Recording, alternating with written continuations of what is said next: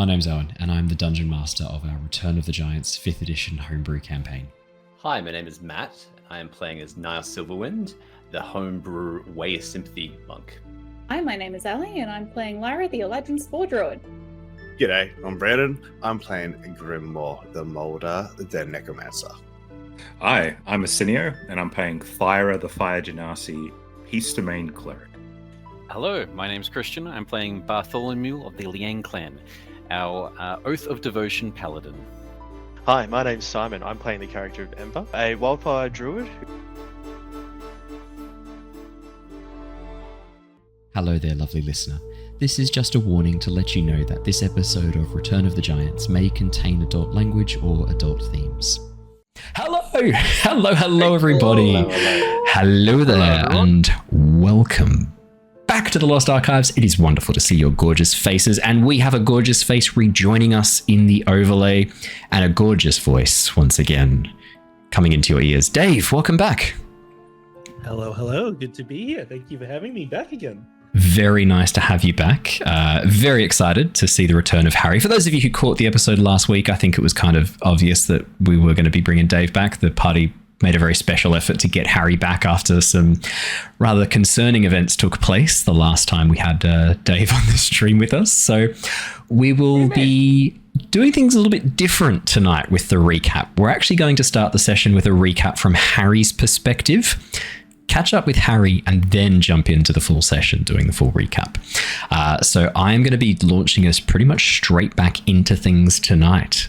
So from Harry's perspective, last we left off, in the depths of the volcano, the energy siphon high above, mountains of smoke, ash, and fire pouring free every second into the atmosphere around the volcano, the large crystal in the central chamber, knowing that you only have mere moments to shut it off while your companions fight against these strange elemental creatures seemingly composed of the ash falling from the energy siphon. Harry, you pressed your hand against the enormous ruby, and using your connection with Figment, your warlock patron, you sent your consciousness into this gemstone, seeking to break the connection that it had to the energy siphon, to shut down whatever this effect was. As your mind begins to drift, time slows around you, your perception turns inwards, and you find yourself floating. A sea of fire beneath you, reflected in the sky above, shifting almost like water. Waves of flame flicker and dance about you. And next to you, standing alongside you, is Figment. Shadowy, almost slightly rabbit-like form through the connection with you. You can see that metallic mask, the only really visible part of Figment that is not sort of this moving, rolling section of shadow. As the two of you look towards the distance, you can see this vast sphere of metal plates interlocking, slowly breaking apart and reforming, shifting. What would you like to do, Harry? Hey, Figment, what are you doing here, mate? I am here with you, Harry. We are attempting to shut down this device. It is something I'm not sure we could accomplish alone. Yeah, okay, well, I mean, gee, like, I didn't expect you to be... Okay, well, let's do this. Yeah, and I guess, Harry, you said it's like a tunnel of light? Is that how I'm imagining this? Imagine a sea of flame, almost like the sky and the land beneath you. This almost like fire moving like water, rolling and twisting and undulating. And then in the distance, this enormous sphere breaking through the sky and the sea below, twisting and shifting, breaking apart, reforming. As sections of metal plates break off. Blue light shimmers across its surface in lines, forming these strange, intricate rune-like patterns. I mean, let's approach it. Let's approach the sphere. How far away is it? Look, is it like way off in the distance, or is it? As soon as you think about getting closer, you move forwards instantly fast, moving rapidly, the landscape blurring as you suddenly teleport almost right in front of it.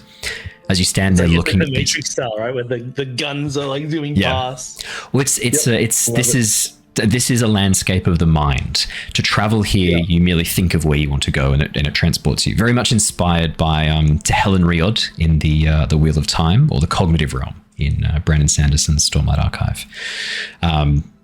Oh, Dave, your poor camera. As you approach the metal sphere, breaking and moving and shifting, Figment reaches out a hand and places it upon the metal of the sphere, indicating for you to do the same. Oh no, I think we might have actually lost Dave. Dave! No. Oh no. Well, this is a problem, considering we were going to do a whole little intro. To the cognitive realm. He ran out of IQ points for the cognitive realm. It's like all drained away. Oh, he's awoken. He's awoken from Tehelen Riod. He is. I'm back. Oh, he's back. There he is. Hey! Hey. Yeah. Yeah. Harry places his hand intentionally on top of Figment's. As soon as you do, you watch as the sphere freezes in place, the metal grinding to a halt, and then shifting away, all in the same direction as all of the plates move aside, revealing this, what almost looks like a hexagonal, what's the best way to describe this? Imagine like a hexagonal three-dimensional structure made of these long sections of red crystal that seem to grow into and out of each other, spinning slowly in place, this bright white light at its core, shining through the gaps in this lattice work of crystal. It's at that moment, Harry, you feel another presence, and as you turn and look to your right, you see a cloud giant woman, the same one that you'd seen downstairs. And as she looks towards the gemstone, you watch as she reaches out to take it, and then suddenly pauses as she looks down towards her left and sees you and Figment. Harry winks. As soon as you give a little wink, you watch as she freezes in place, her hands open as if to grab the crystal. My, now that is unexpected. How is it your mind is in here, small folk? And what is that with you? As her eyes turn to Figment, Harry, fear shoots through the bond between you and Figment, and you watch as Figment tries to push himself behind you to hide behind your form. Can I tell if Figment can like re-enter me, or is he stuck outside in this world? You're in the place of the mind. You're both in here. Your minds are in here. Well, we're just trying to help by disconnecting this stone, and we connected to the Heartstone. Harry's just gonna completely disregard the fact that there's someone else here with them. Did you know? Well, I must learn how that works. And with that, everything suddenly goes dark. The last thing you hear, Harry, as she turns her attention towards you and Figment, says, I must know how that works. Yeah, as you... Perfect. As you grab onto Figment, Figment grabs onto you, and the last thing you hear before everything turns dark is Figment going, Harry, I need to... Hold on. This might hurt. But it doesn't. You feel nothing. As everything goes dark, it's almost like time itself isn't passing for you. Occasionally, consciousness comes to you for a moment before drifting away, like water evaporating on a hot ground. And then you feel something different. You're not sure how much time has passed. Seconds? Years? Millennia. You feel something new. Something different. Vines grow across your skin. You feel them moving over your fur, pushing aside your clothing, gripping at you for a moment before retreating. You hear a voice, somewhat like Lyra's, but warped Danger. No, this shall not. And then it retreats. Whatever it was pulling back. And then you open your eyes. You're in a bed. Soft linen sheets tucked up to your chin. Nice, comforting pillow underneath your head. Nice comfortable pillow. On the bedside table next to you, a glass of water sits next to a small vase of flowers. You can hear the sounds of a city bustling outside. People talking, people laughing. Sound of cartwheels rolling over cobbled streets. The room you're in is well furnished, opulent even. Dark wood, rich, lush carpets. The curtains are this beautiful red wine colour. And as you slowly sit up and look around, you see your heartstone is blinking, a bright green flash, on and off, on and off. Is there any sign around me that, like, what year it is? Is there like a calendar on the wall? Is there like a newspaper on the table? There's not a calendar on the wall nor a newspaper on the table, but as your mind begins to search for clues as to where you are, when you are, what's happening, you hear Figment's voice in your mind again. Harry, you're awake. I wasn't. You okay, mate? I am well. I was forced to try something. I'm sorry. It could have gone a lot worse. We have been very lucky. Oh, good stuff, mate. Good stuff. No, you kept us alive, mate. Yeah, it's good. In a sense, I couldn't let the Cloud Giant take us. I couldn't let her take me or you. She would be able to see your memories, learn about me. I had to move you away from your body. But your friends have got it back, and you have been reunited with it. So, it has all worked out, I would say.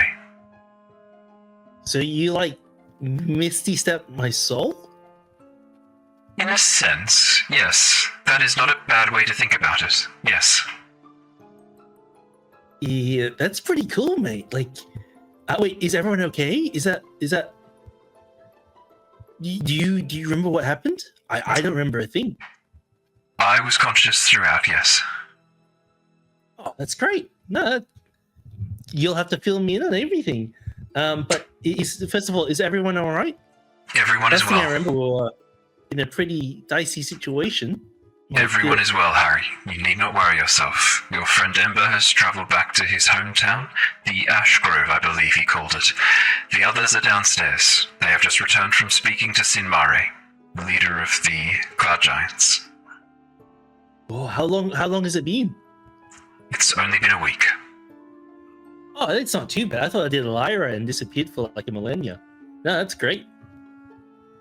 I believe in Lyra's case, her body was pulled inside the gemstone as well. This was different. I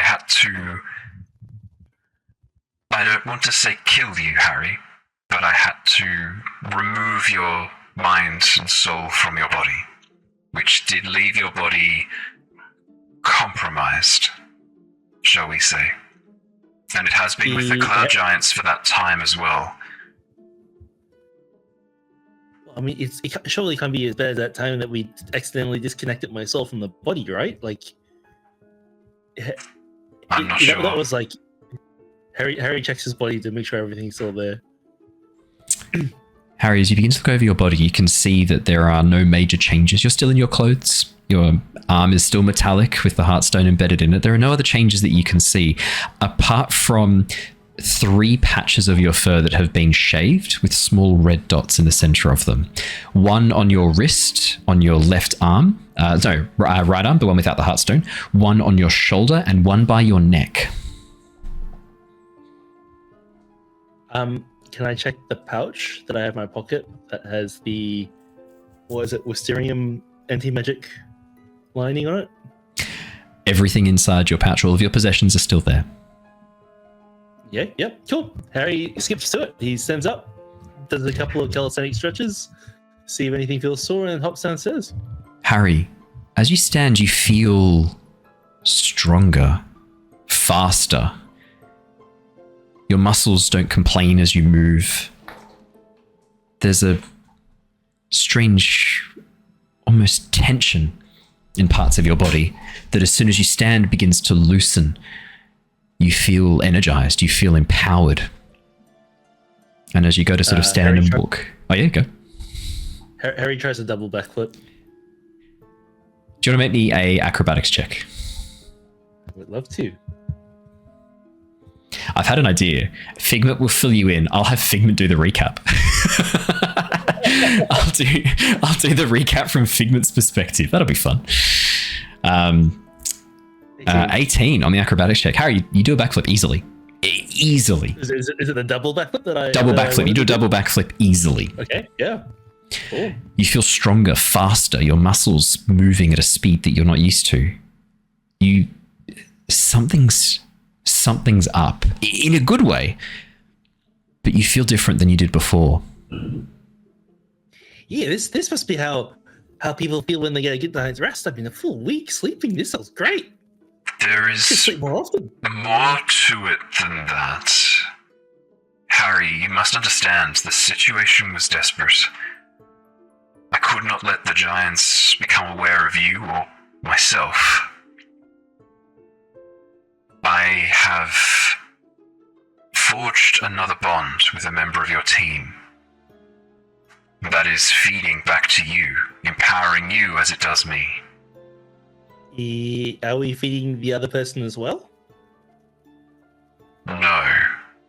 At the moment, That doesn't seem fair. they have not agreed to anything back. They are aware they made the agreement under their own free will. I believe the phrase used was, by any means necessary, or whatever it takes. Yeah, okay, well, that does seem pretty desperate. Look, I'm fine with it, but we better check on them and make sure that everything's alright. It sounds like... Yeah, okay, I didn't realize it was that serious. You should have said something, mate. I just did. Yeah, okay, well, yeah, we should go check on them then. And But allow me to fill you in on what your friends have been up to while I call out to them to let them know. Lyra, you hear in your mind as you're downstairs, going through some of your fungal spores, maybe checking up on some of your information, whatever you are doing downstairs, you hear in your mind Figment call out to you. Lyra, Harry is awake and upstairs. I think it would be best if we all talked, the three of us, before Harry comes downstairs. Yay, good to see he's awake. All right, I'll be right up. Do they need any? Do I need to bring anything? No, just yourself, I think will be sufficient. All right, And then Figment, while Lyra makes her way upstairs, Figment will fill you in, Harry, on what happened previously. did I hear the call to Lyra? No, you do not. Okay. This is what Figment says to you. The Tempest Adventuring Guild, a name now legendary across the lands of Nostea, has been taking on the threat posed by the return of the giants. After quieting the fury of a malfunctioning fire giant energy siphon on a volcanic isle, the party have returned home to Oxenford. With their companion, you, Harry, having been taken by a cloud giant and the team left stranded in the southern Ocean Sea, the party first travelled to the floating city of Seastride. While Bart, Niles, and a new companion, Cassius, made the acquaintance of Thyra, a fire Genasi Cleric, and Jin, a changeling bard from the Tempest Guild, Lyra and Grim attempted to organise access back to the Ocean Trading Company headquarters' teleportation circle. Needing to transport the recovered fire giant gemstone safely, Lyra discovered that your mind and soul was currently contained within the gem, preserved there by me, taken at the moment you were being stolen by the cloud giant. Seeking to help you, Lyra made an unfortunate slip of the tongue and forged a bond with me.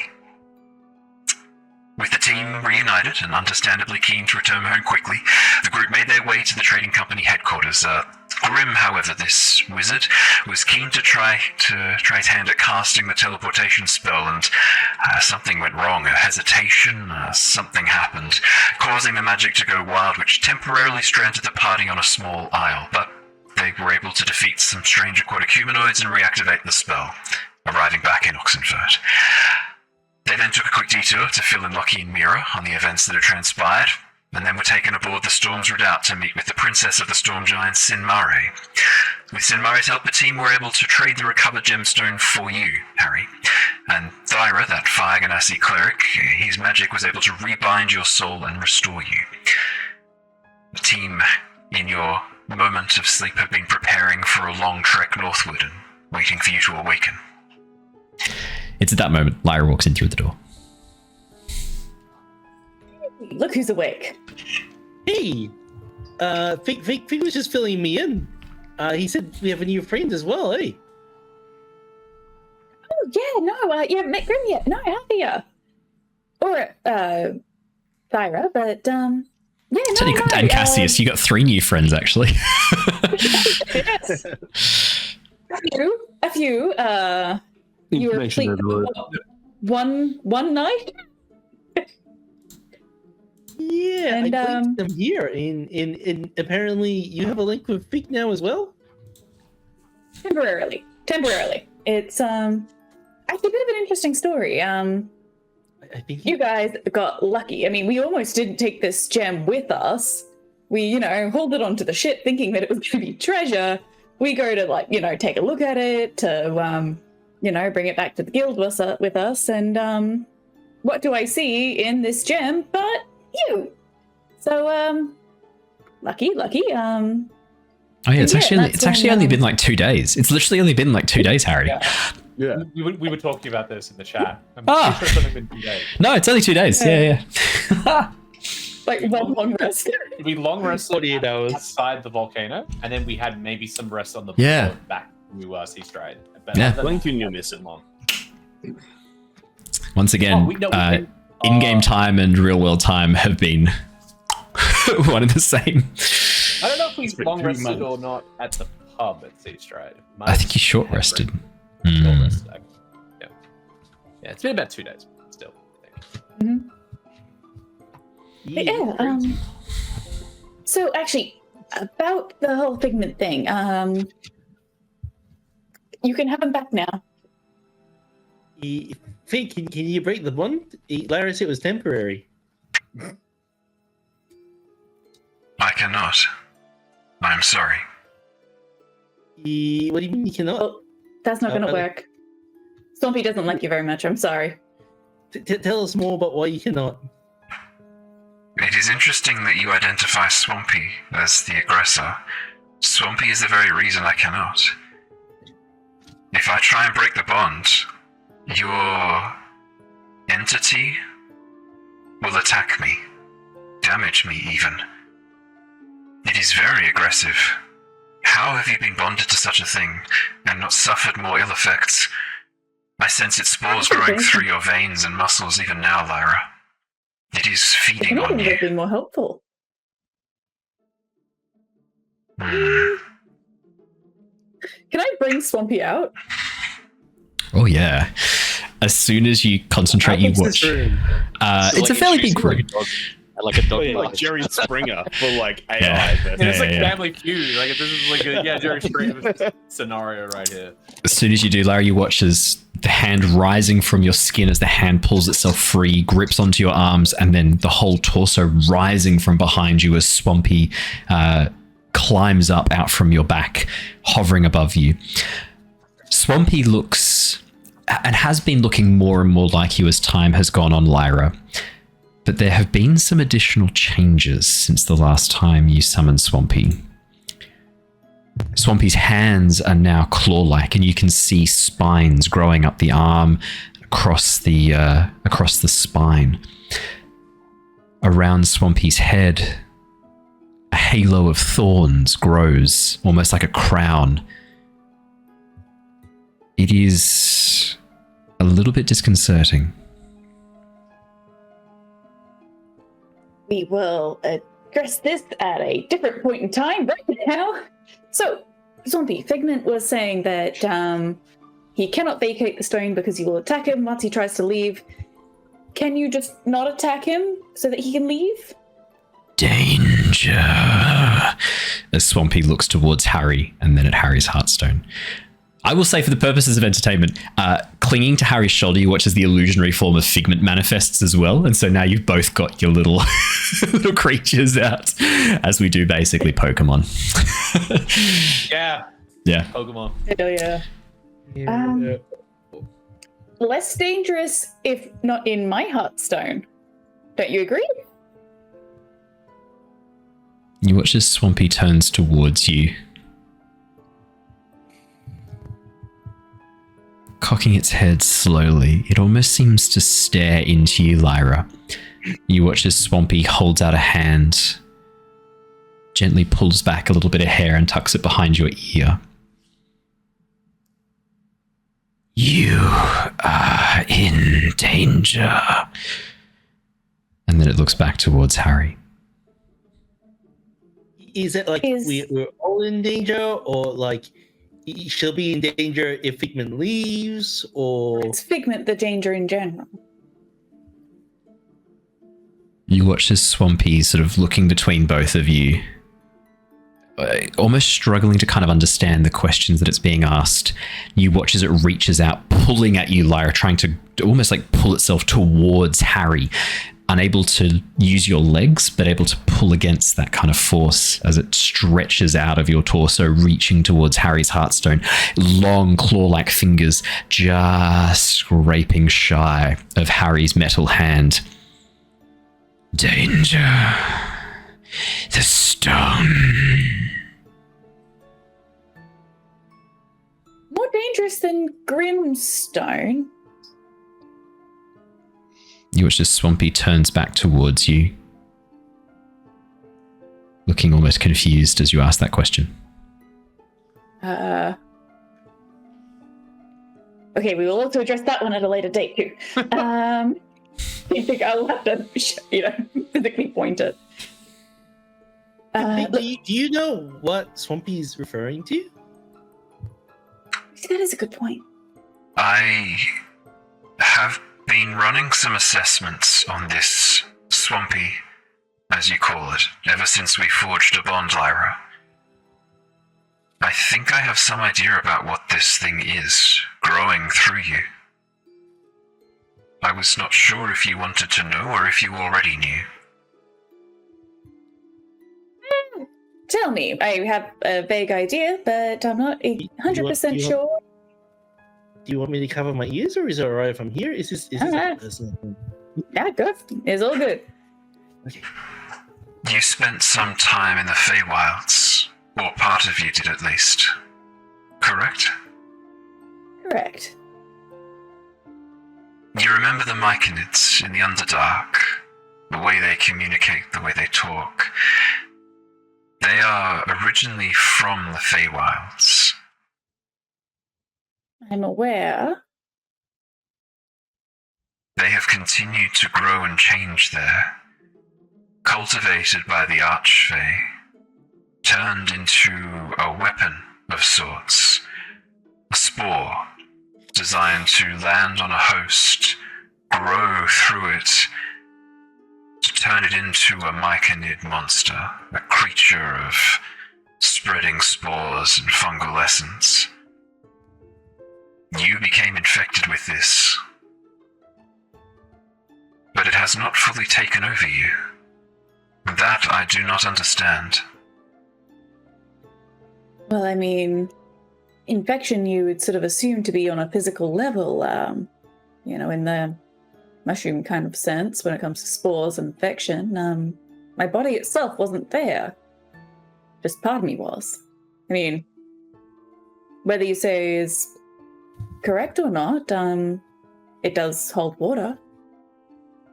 This thing has more of a mind than I would expect as well. My information may be out of date. When the Giants were conducting investigations into the Fae, it was a long time ago. They there were 2 members of the Unseelie Court who were working on growing, developing, mutating these spores to turn them into effective weapons, myconid-like creatures under the control of the Archfey. But I was under the impression that those experiments had not borne fruit. They went nowhere. I think you might have stumbled across something while you were in the Feywilds, Lyra. And you've brought it back with you. Considering that I'm being hunted down by the Seelie Court, not the Unseelie Court, that does track. Where the Archfey may have been unsuccessful, perhaps the Seelie Court may have been more successful.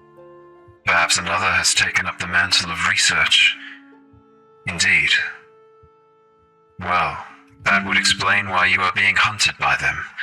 If this is a prototype, an early model of their experiments, perhaps that explains its unpredictable and incongruous behavior. It's protecting you. I don't understand why. It should be destroying you, taking you over, turning your corpse into a puppet that it controls. But instead it's formed some sort of symbiosis with you.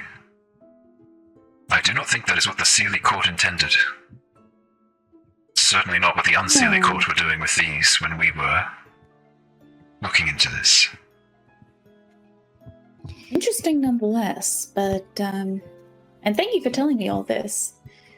Back to the problem at hand, though. We do need to find a way to get you out of the hand, because, you know, I'm quite attached to Swampy, you know, origins aside, or intentions aside, and they're not a fan of you, so, we are going to have to find a way out of this, I think I know why your Swampy does not like me. If it hitched a ride on or in your soul to come back, the Heartstones bind themselves to the soul of the user.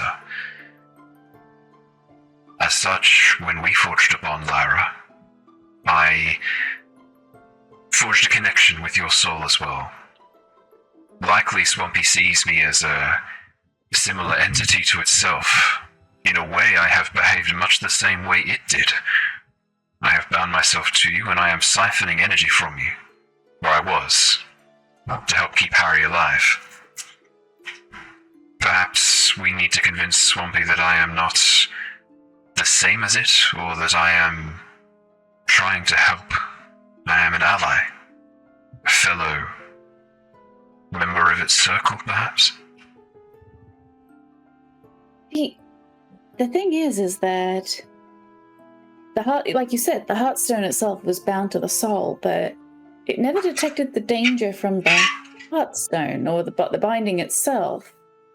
It was specifically you. Because I have intelligence, I have a mind, I have intent.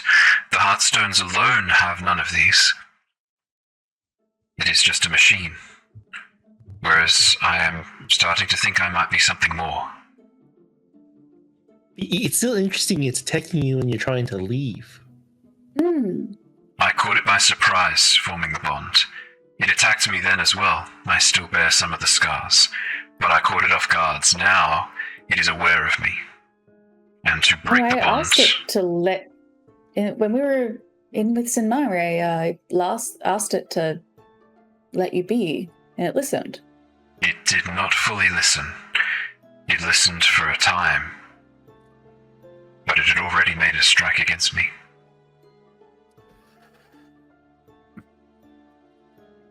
So you're still in Harry's Heartstone? I am. Oh, sorry. Can we ask him to leave you be now, or you disconnect? We can try. I think it's worth it. I mean, the copy of you that's in my hand versus the copy of you that's in Harry. There's no and copy. Any other location. I have networked your Heartstone to Harry's. I am in Harry's Heartstone, just as I am across in yours. Imagine invisible strings tying your stones together. I live in the strings now. The connection between them. I mean, I think it's still worth trying and seeing if we can cut these strings. I mean, If that is what you wish. I think it's for the best. Just in the sense of, well, like I said, Swampy's done a lot for me, and if it's concerned, then in a way I kind of am too. You should be more suspicious of this creature, Lyra. It is more intelligent than it lets on. I can see its thoughts, alien as they are. There is something familiar about this thing, something I can't quite place my... Be careful of it.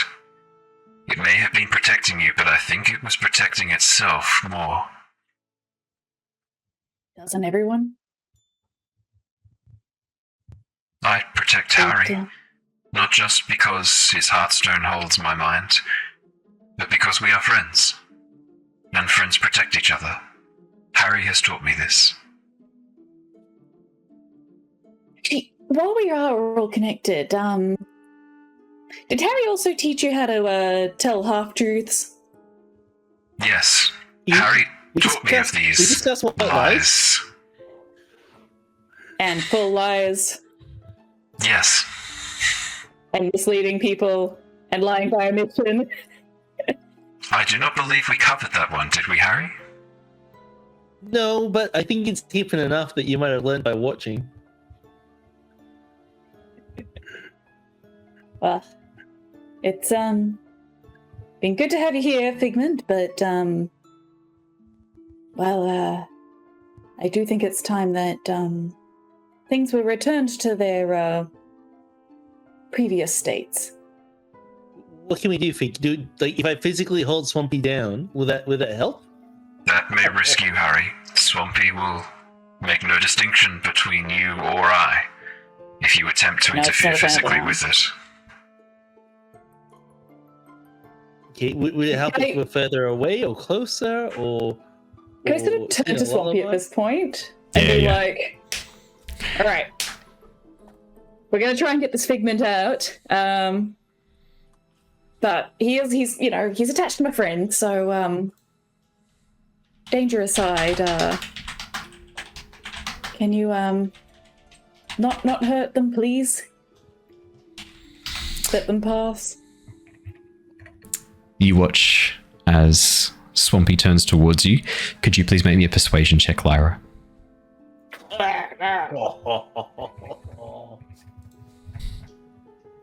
Oh no! That's a 2. That's not good. Can Harry help by This is gonna be going great. trying to Yeah. Doing the here boy, we got the dog. he's telling Figment to make himself as small as possible and non-aggressive and Okay. puppy eyes. I don't know. Yeah. Okay. If that is how you choose to help, Figment shrinks down as small as he can, vanishing back into the Heartstone. It makes no difference. Swampy looks towards you, Lyra, places a finger on your lips to shush you, and goes,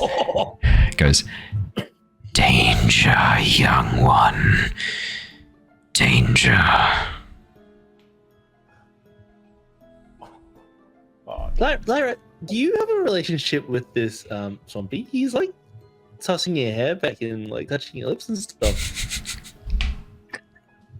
It's very parent and child. Can I just really stress that? It's a very maternal kind of act it's a very maternal energy between Swampy and Lyra. Just really want to get that out there. I think I missed something because Swampy looked like this 2 days ago. No. Could Figment have influence in 2 days. Sure has. Adolescence. Okay. This danger. More dangerous being in the hand with the connection? Less dangerous. Less Yes. I have it now. Hey, Figment, it sounds like you're gonna anyway, otherwise it might eat you. You watch as Figment looks over at Swampy. I do not like the sound of that. That makes me very deeply uncomfortable. I feel afraid of this thing. It was pretty creepy. If we just yank the cord and disconnect, can he follow us? Can I just ask one last thing, actually? Yeah. Can I turn to Swampy and just sort of ask, why dangerous? Like, see if they are going to sort of elaborate one last try. Or what's dangerous? Okay. Yeah. No. I think why dangerous is the intent, though. Like, Shadow of self. As it points over towards Shadow. Figment. whose shadow? Power born of stars. Anna? You watch as Swampy cocks his head. He doesn't know that word. Doesn't seem to recognize that word either. Hadar? Again, Swampy looks confused. Harry Bad? draws a picture of Hadar. Harry draws a picture of Hadar. What does that drawing look like, Dave? It's just a silhouette of an octopus. Yeah. In my bag, I might actually still have part of the Hadar fragment, the tile fragment. But out it feels like You watch as Swampy looks at the drawing really confused, and then with a claw reaches down and like pushes it away. maybe. So born of stars, but and bad, dangerous. Fear. Archfey. Fear. Oh, now that's new. Fig, do you remember anything from your past? I remember my journeys with you, Harry. Not much else. In Fragments the and last 2 flashes. days, when running away from the giants and all that stuff, like, did you learn anything? I learned some things, technical specs, understanding of the process by which the energy siphon functions, the teleportation circle that your new companion Grim ruined. Learned that he's also afraid of Sinmare and the giants. But your history. I mean, you said you were fighting for survival and escaping and needed to. Like, how did you know? Did they say anything? I am not sure. I knew when I saw the cloud giant I could not let it see me. I know instinctually no giants can see me. I feel it. It is a fact within my programming, within my mind. I cannot be discovered by the giants. Because they'll kill you, or they'll know that you exist? I don't know. All I know is that I cannot be discovered by the giants. Can Harry try to read Figment's expression to see if maybe there's more to it than even he realizes in terms of like how his fear is? Like is it? Yeah. Do you want to make an insight check? survival thing? Absolutely. Is it like Yeah. Yeah, for sure. Oh, and sorry, Figment will also let you know that he's fucking terrified of Grimm's Heartstone. I will say that too. Yeah. You don't have to say that. No, Yeah. sorry, you didn't say anything about Insight of 10. I just want to say, Harry, Really nice to see an insight check. This whole conversation with Figment. Chat's been talking for a while. I've been sitting here being like, surely at some point Ali's going to ask for one. No? Okay. I forget entirely about them. I generally got insight Figment for lying, but in this case, it's like Yeah. I'm just sitting here like, I believe that. oh so wow, I'm trying like to... Ali and Dave must really trust their picture insight. Like, no insight checks for Figment. Swampy? Spitting facts. Would you like to make an insight check, Ali? Yes, please. Okay. Are you checking Figment or are you checking Swampy? Are we checking our own ones or? 10. Wow, you both rolled a 10. Okay. Yeah. Okay. That I can work with that. I can fucking work with that. Are we checking our own ones, or are you checking Swampy's? Checking Figment as well, Ellie? Just a general. I think maybe once Harry started sounding sort of like, I'm just going to double check this. I think Lyra's like, wait a minute, I'm also connected to this. I'm also going to double check this. Double check.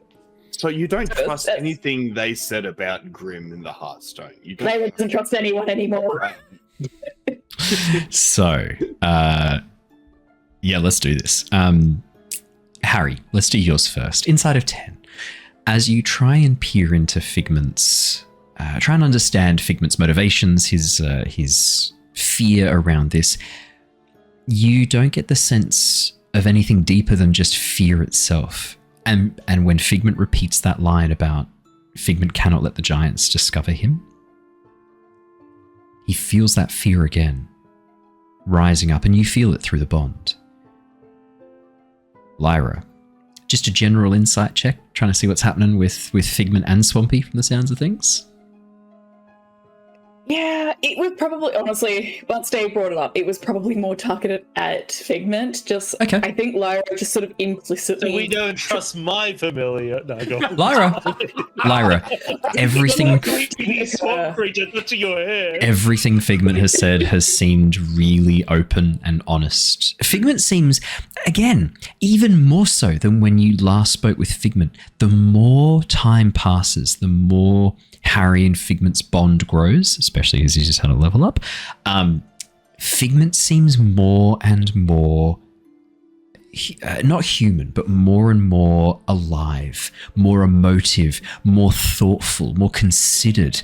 And it's really starting to show. Figment, I mean, there is no way Figment is not a conscious living entity.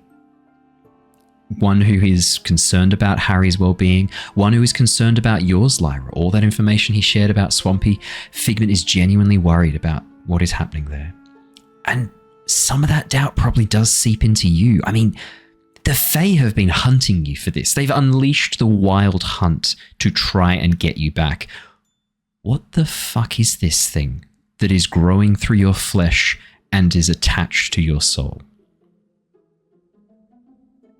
That's a good question. Can I insight check that?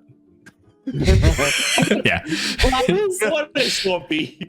Okay, so I guess Lyra, I think maybe, I mean, with your consent, maybe it's worth keeping Figment linked just in case something does happen when we go to the Feywild, or the Feywild does come, and we need to like protect you or Swampy. I mean, Figment can help or be connected in that way. I mean, that's definitely a valid point, but like Figment's kind of already said, I don't have the 100% control over, Swampy is there and individual, I guess. I honestly don't know if they're going to eat him. Like, if going down, like you said, it's connected via strings. I mean, she could just be like slapping this thing up like a fucking pasta, like. But then, I don't know. Also, I trust that you trust Figment, and I trust that Figment has helped us and has our best intentions in mind. But, it's kind of, something's been with me for a while longer, and when they sort of start to say danger, and then also Archfey and then Born of Stars, that is also concerning. It's just like a smorgasbord of concerns, just sort of all piled on top of one another. Swampy, who's more dangerous, Figment or the Fae, the Sealy Court? You watch as Swampy turns towards you, Lyra, as if waiting for permission or waiting for your go ahead before responding. Yeah, no, go for it. Respectful, I like it. Fae. Yeah. Ambiguous. They are scary. Let's have a think about. Wait. Is Figment Fae? Is Figment Fae? You watch as Swampy slowly shakes its head. No. Born of stars. Yeah, I had Archfey earlier and I freaked out.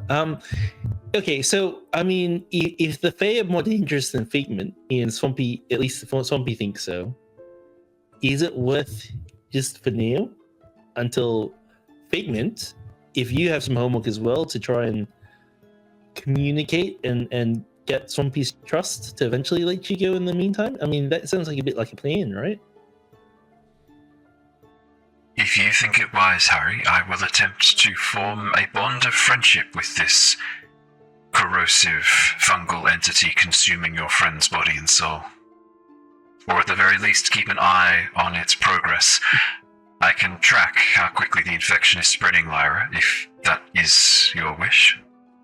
Keep you updated of any significant events. I kind of almost think it might be best for you not to interfere with them at all. I can merely watch. But, it's... Once you start, getting that contact going, the mycelium can be growing, and, is there any risk of, Swampy, popping the string barrier, as you said? Yes, of course. I mean... That is why I am watching its growth very carefully.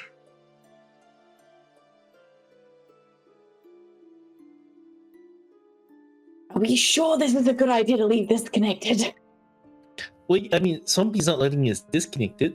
And Who did you want connected? You did ask him politely, and he, I think, probably said no. Which I thought was very persuasive, but he didn't. No. So, yeah, I don't know what choices we have. Oh yeah, I guess we leave things status quo. But yeah, Figment, we can try once a day, every morning wake up and ask what you can one go.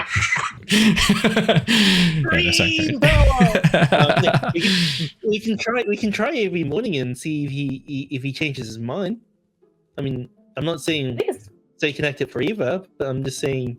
I mean, a day is a long time, but whenever we can, just ask him nicely. I think it is worth the idea.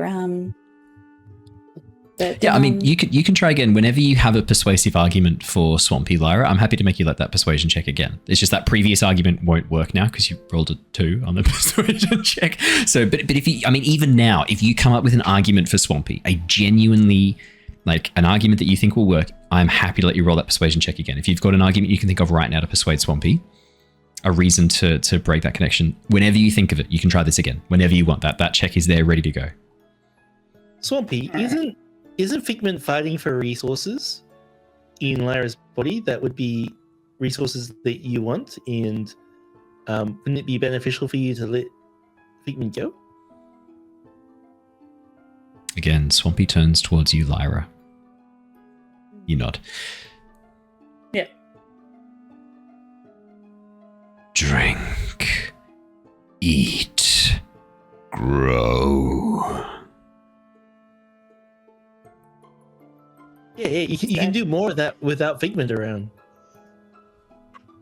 Yes, I'm rather afraid of that, Harry. That's my concern, and one of the reasons I'm watching Lyra closely.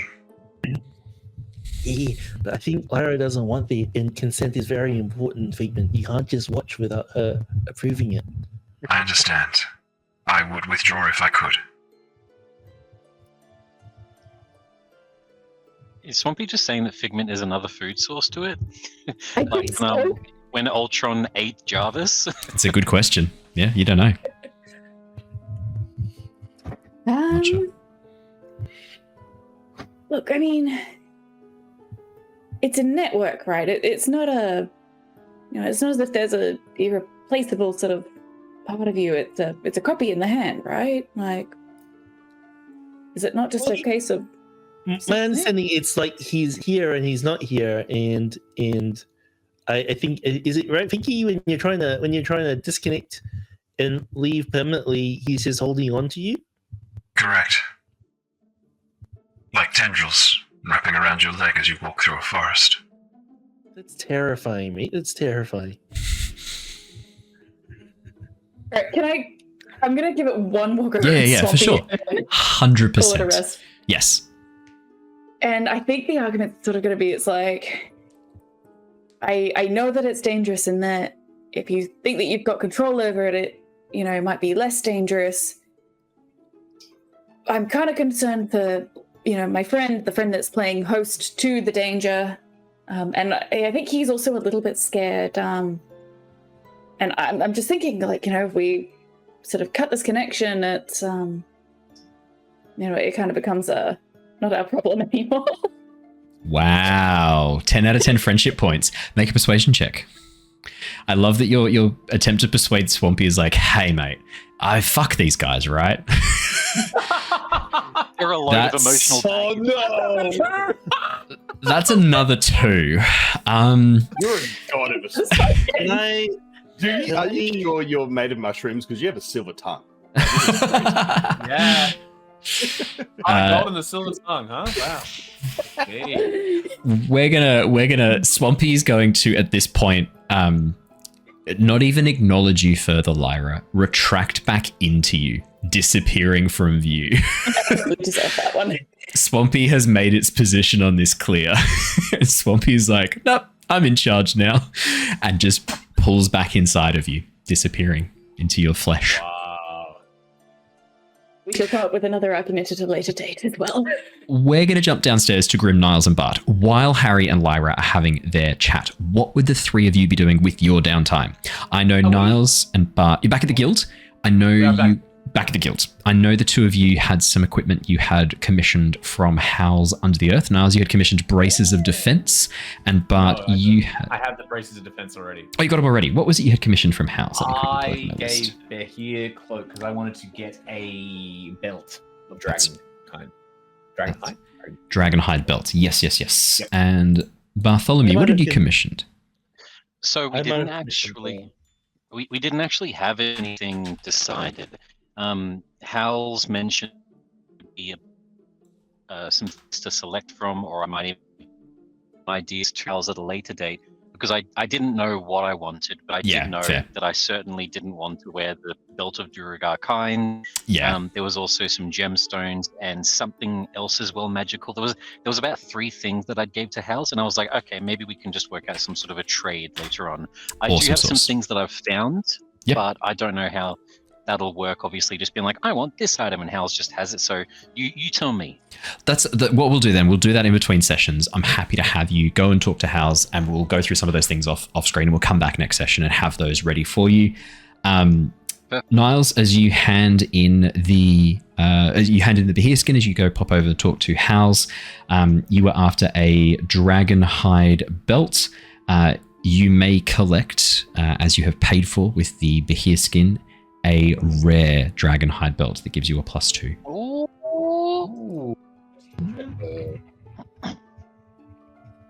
You can now use an action to regain key points equal to a roll of your martial arts die once per day, and you get a +2 bonus to saving throw DCs of your key feature. I would probably accompany Niles, have a bit of a chat with Hal, which I guess will see like what happened from that conversation next session, but then trying to find like a private moment for us to finally have this talk. Oh yeah. Perfect. So that's what I was kind of leaning into a little bit. Before we jump into your talk, Grim. Yeah, just before the talk, Cassius, I also would love to also go to hell and get some stuff, I suppose, as well. Yeah. But yes, definitely that talk. I mean, Cassius would be somewhere really excited to see House as well, like a 100%. Yeah. Honestly, he probably would take up a lot of her time, leaving potential time for something else. Well, I've got some good news. Howls Under the Earth now has an apprentice, a small kobold girl who is able to help run the shop while she speaks with you lot. She leaves her apprentice to deal with some of the paying customers. Where did the Meloran orc go? I was making friends with him. He is currently working on something else. If you check in with him, he is currently doing a bit of work with Griswold. I was keen to be like, hey, bro, I saw your goddess. Oh my god, it's a weird flex. Actually, yes, it's a weird flex. All right, what we'll do then? Yeah, if there's anything you were looking to buy or purchase, Cassius, we'll do that as well. I'll send through what Howls currently has in her inventory, and you can have a bit of a look through. We'll do that between sessions. Grim, what would you be doing really quickly? So everyone has gone, had a chat in the other room. Everyone else has gone to the shops. I suppose I'll just go to the shops and see what it's all about. Is it free? Is this a guild thing? Is it free? Can I just ask for something and I get it? No, you must pay. As the desert sort of like a desert leopard kind of appearance, Tabaxi turns towards you. Goes, no, you must pay for things. Howls does not give away things for free. We can do a trade, though. That does make sense. I do appreciate commerce, yes. Is there a discount? Tempest Guild and all? Yes, I'm of waiting course. on my cards. Of course. Oh, there is? Yes. Brilliant, yes. How much of a discount? Depends on the item and what you are returning, and what the value of the things you have to trade are, and what you have to help me craft such things. But sometimes up to 20, 30%. Howls always gives the best deals to members of the Tempest Guild. Oh, that sounds lovely, yes. Oh, well, I don't have, I'm new here, actually, yes. I'm, what could you say, a new employee of sorts, what's that word you're looking for? Intern, like my little kobold intern yes, here. An intern, yes. Yes, I've had interns before, yes. I've never been one. The word slips my mind. I always prefer slaves. But if that's the case, I don't have much to offer right now. But do I have to bring you something? No, you have the gold. Howls will accept gold as well. It is just that often, when you go traveling, you come across monsters, beasties, rare treasures. Sometimes you do not need, sometimes you do not want, sometimes you cut off claw of dragon and skin. Bring it back to Howls. Howls can use it to make things of value, things of a precious nature. Like this belt I have fashioned for our Cochrane friend, Owlin friend, Niles. He brought me skin of Behir, and now I present to you your belt. As you handed over the belt, Niles, it's gorgeous blue scales glistening in the sun. To match your clothing, gold buckles have been positioned to help lock the belt in place, and your yin-yang symbol has been carved as the center of the belt buckle in what looks like ivory and obsidian. Marvelous work, Howls. You've outdone yourself with this. Thank you. I have. Are we standing in the workshop? Yeah. She's taking you to the little backroom workshop. Yeah. The rest of the shop front, which is open to the public, is busy and bustling. You can hear the kobold girl being like, just a minute. Okay. Yes. This is not bad at all. As I'm sort of looking around, perusing, I sort of bring out my own smith's tools that are, and I start sort of comparing, looking at different sets they have. Oh yeah, so you're using that model then? That's an interesting one, actually. I had a different year myself, but it goes all right, doesn't it? This is good. Your craftsmanship of these tools is very nice, but you are missing. Let me augment your toolkit with one of Howl's own making. Your smithing hammer. You need one more delicate for working with this electrum. And with that, Howls pulls out this tiny, weird, 3-pronged hammer. and passes it over to you, Cassius. This will improve your ability to work with these metals. How else has a spare? I have a... Look, I'm not currently in the guild per se, but I have this here card. Now, I was wondering, I think in me downtime, I think I might be here in this shop a bit, if that's all right. Is it okay if I work here in your forge, or I can even help out in the shop per se? Show me what you can do. Third drawer on the left, you will find offsets of metal. Yeah. Oh, okay, yeah. Okay, we're going that direction. Yeah, okay, no doubt. Show me what you can do. Craft me something. Forge the fire right now as we go. Craft me. If you're crafting something, could you craft me elven armor? I'm elven chain.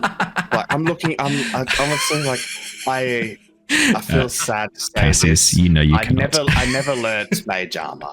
So if you could do that for me, just go to the university and buy it and add it to your spellbook. You psychopath! What are you doing? But if it's cheaper, like I'm happy to give a good price for a good deal. You watch as Howes looks at you, this incredible look of bemusement on her face. Cassius, you know as well, elven armor is going to cost hundreds of gold worth of material. Maybe like this is going to take days. It is going to require rare resources and material. This is a fucking wizard. Just go and get a scroll, you cheap fuck. It's what goes through your mind, Cassius. Level 1 spell, right? It's so cheap. It's going to cost you like 10 gold to put it in your spell book. In what world did you think elven armor was going to cost less than this, Brandon? I'm now attacking you. I'm not the character anymore. No, Brandon, what are you doing? It's not that. I'd like to see if I can get something out of someone for nothing. It's not enough that I eat their shadow. I need physical things as well. But that reminds me, Grim, you're not a full member yet. You still have to get inducted by Mira, so I would be mindful of the offers that you were throwing around here. Yeah, Amelia's here for like one day. Amelia starts trying to get free shit like worth hundreds of gold. Having said that, though, no, it's not like that. No, I wouldn't ask these proprietors to do that. But I thought you. So you Cassius to do it instead. It'll be a good. It'll be good exposure. His excuse is, I won't ask a professional, but I'll burden a friend with it. I want to pay you in exposure, Cassius, is what I'm saying. Oh. If people can see your work, they would see how great you are. And maybe me and you can talk we can talk about maybe commissioning a armor piece of that set at a discounted price, being a friend and all. But at the same time, I think our dear friend here was going a bit more for a completely different test that might only take maybe 10 minutes instead, or maybe even an hour instead of, a few days. So I don't mean to we'll solve that for now, and we'll makes sense. Yes, that does make sense. Another time. The unseen university would be right up your alley, Grim. I must say, I think you would find yourself. You're literally an academic there, Grim. I mean, not much me, but well, I'm maybe a wizard, but I'm still a stickler for a deal. You don't live for 400 years without giving a bargain or two. Are you even able to wear armor, Grim? Elven armor, yes, because I'm an elf. Oh, and what makes it elven then? It's light for my frail bones as I hang out my bony hands. Not much meat on my arms. Kind of like birdfolk armor as well. Fucking hell. Look, I will say, on the side of Grim, growing up in nobles, rich people do weird things. Grim's obviously a CEO of some capacity. I used to see people that would buy a new set of robes when their old ones got dirty, rather than just wash them. Why are you enabling Grim? Exactly, yes. It doesn't make much sense to wash them if you don't have the employees or slaves to wash them for you. Well, a set of elven armor is going to look... the trim on it, Grim, I think you're going down the right route. See, I agree with you. See, look, I wish more people held the same opinion as we do about clothes. Like, with elven armor, yes, it is immaculate, yes, it is shiny, but guess what? Everything is tarnished over time. And are you going to pay someone to polish a full set of elven chain, or will you just buy a new one? It's much faster to buy a new one. You do realize you are making best argument for learning mage armor in this moment. If all armors tarnish, surely magic armor that you create for yourself at dawn each day is the best? No? Is that not what House is hearing? But buenas nos dos is what I heard once. I don't know what it means, but I think it means why not both? That is Goblin for you do not speak this. You get Elven armor crafted and then still cast Mage armor then later. Pokelas los dos, I think is what you were going for there. I only learned it from Audio Passer. I don't know what it is. What he's quoting is an Australian Mexican food brand.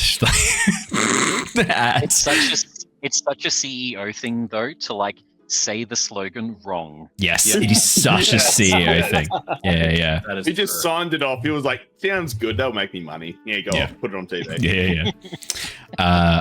Alrighty, perfect. Bart and Niles, as the two of you sort of leave Grim and Cassius. Cassius, do you want to make me, while Bart and Niles head off to have their little chat, would you like to roll me?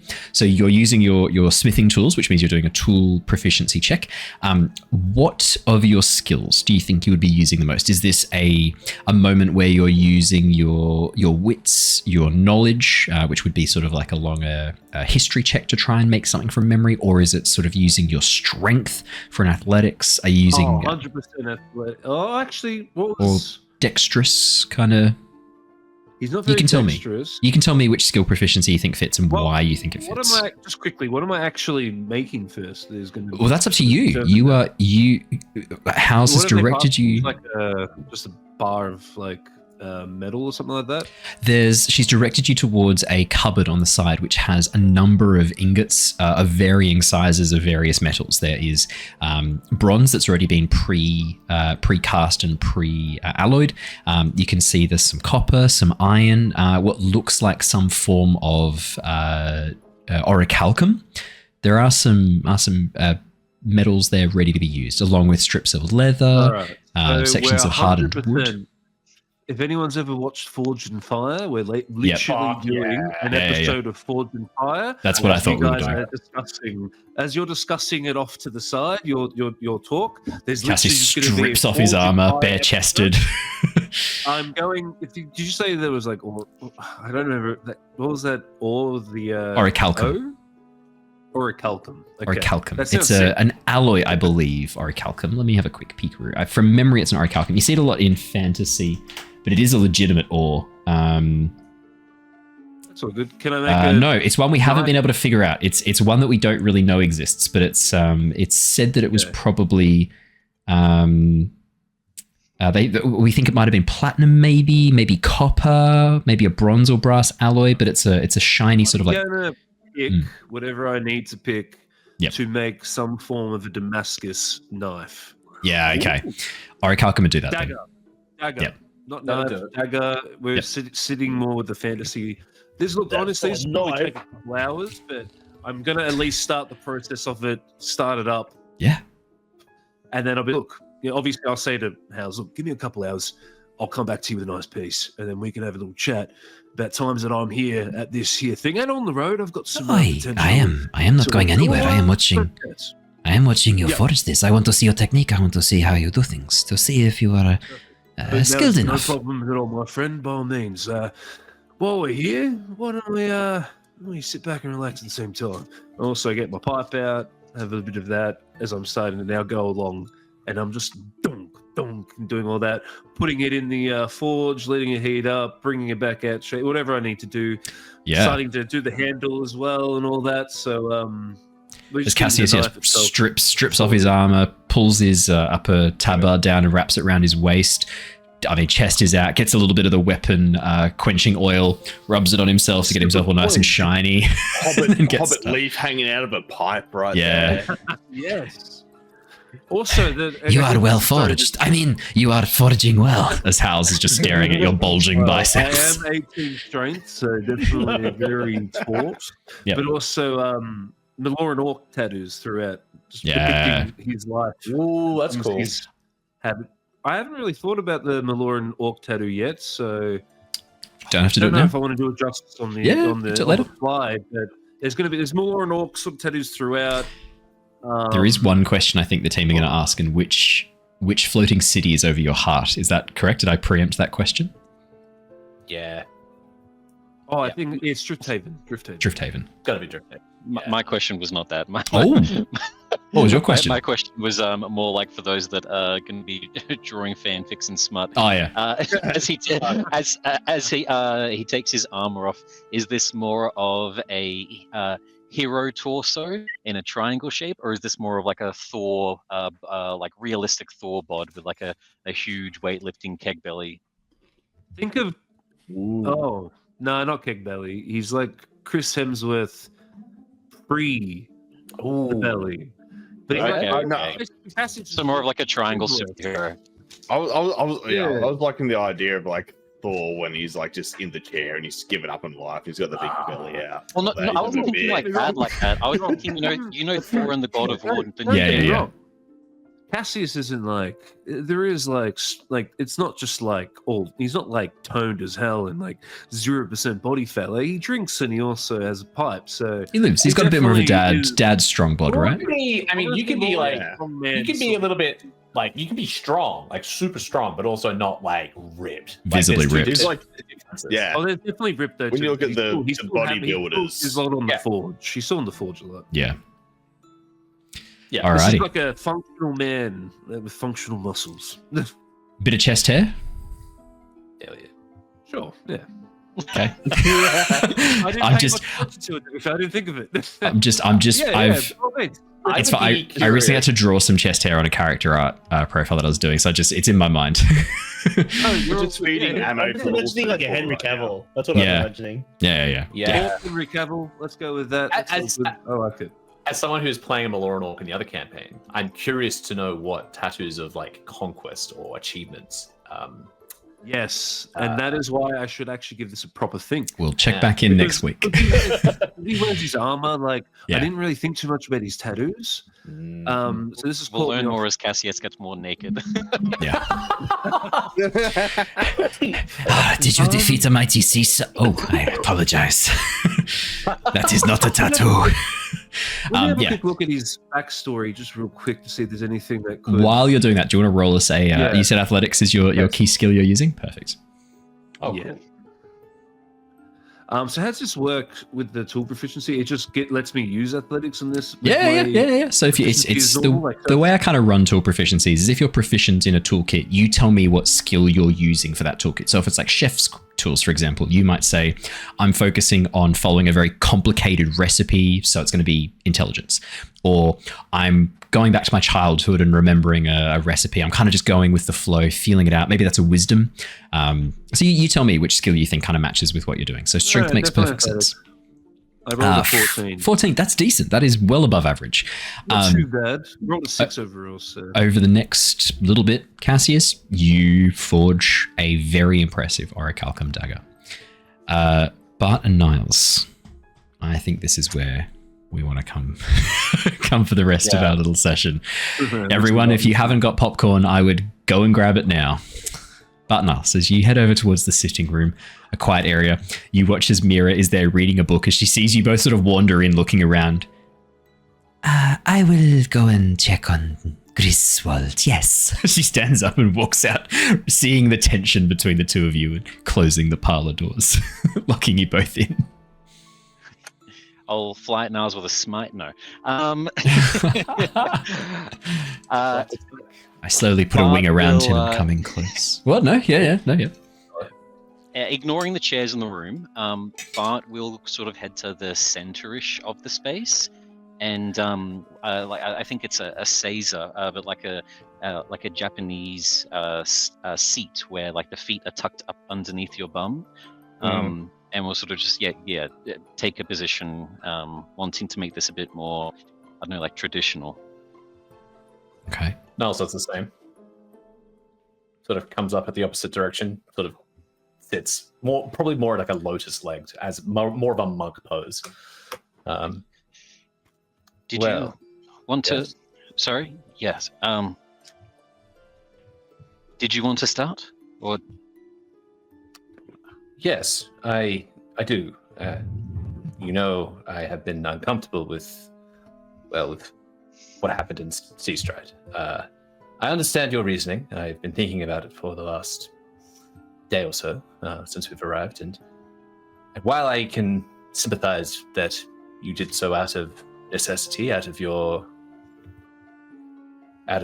fear that leaving those loose ends would cause issues, I don't think I can reconcile the fact that that was done so abruptly. So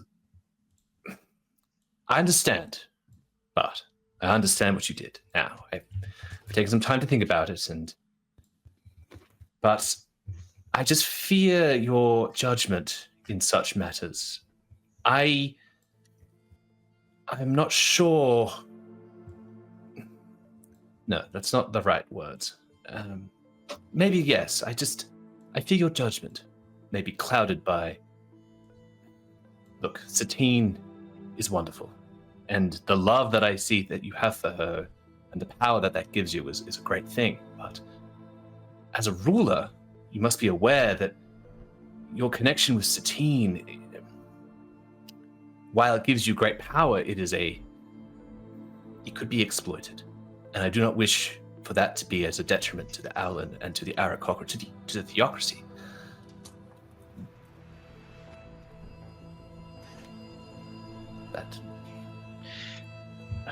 I hear you.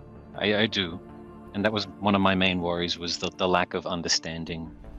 I was wanting to come into this conversation to, I don't know, for both of us, not just myself, but to maybe learn a little bit more about each other, get some background on why I made those decisions, why it upset you, try to understand each other more.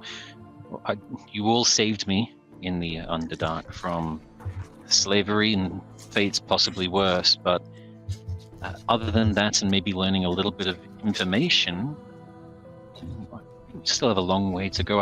I'm new at making friends and this sort of stuff. My childhood was...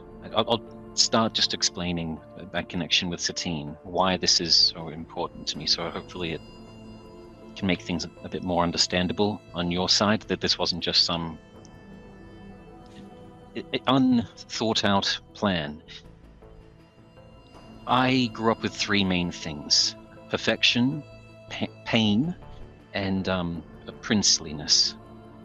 That's all I knew. That's all that my father demanded of me, for perfection in everything: the way I walked, the way I spoke, the way I thought. If something wasn't flawless, then it wasn't acceptable. And further than that, pain on top.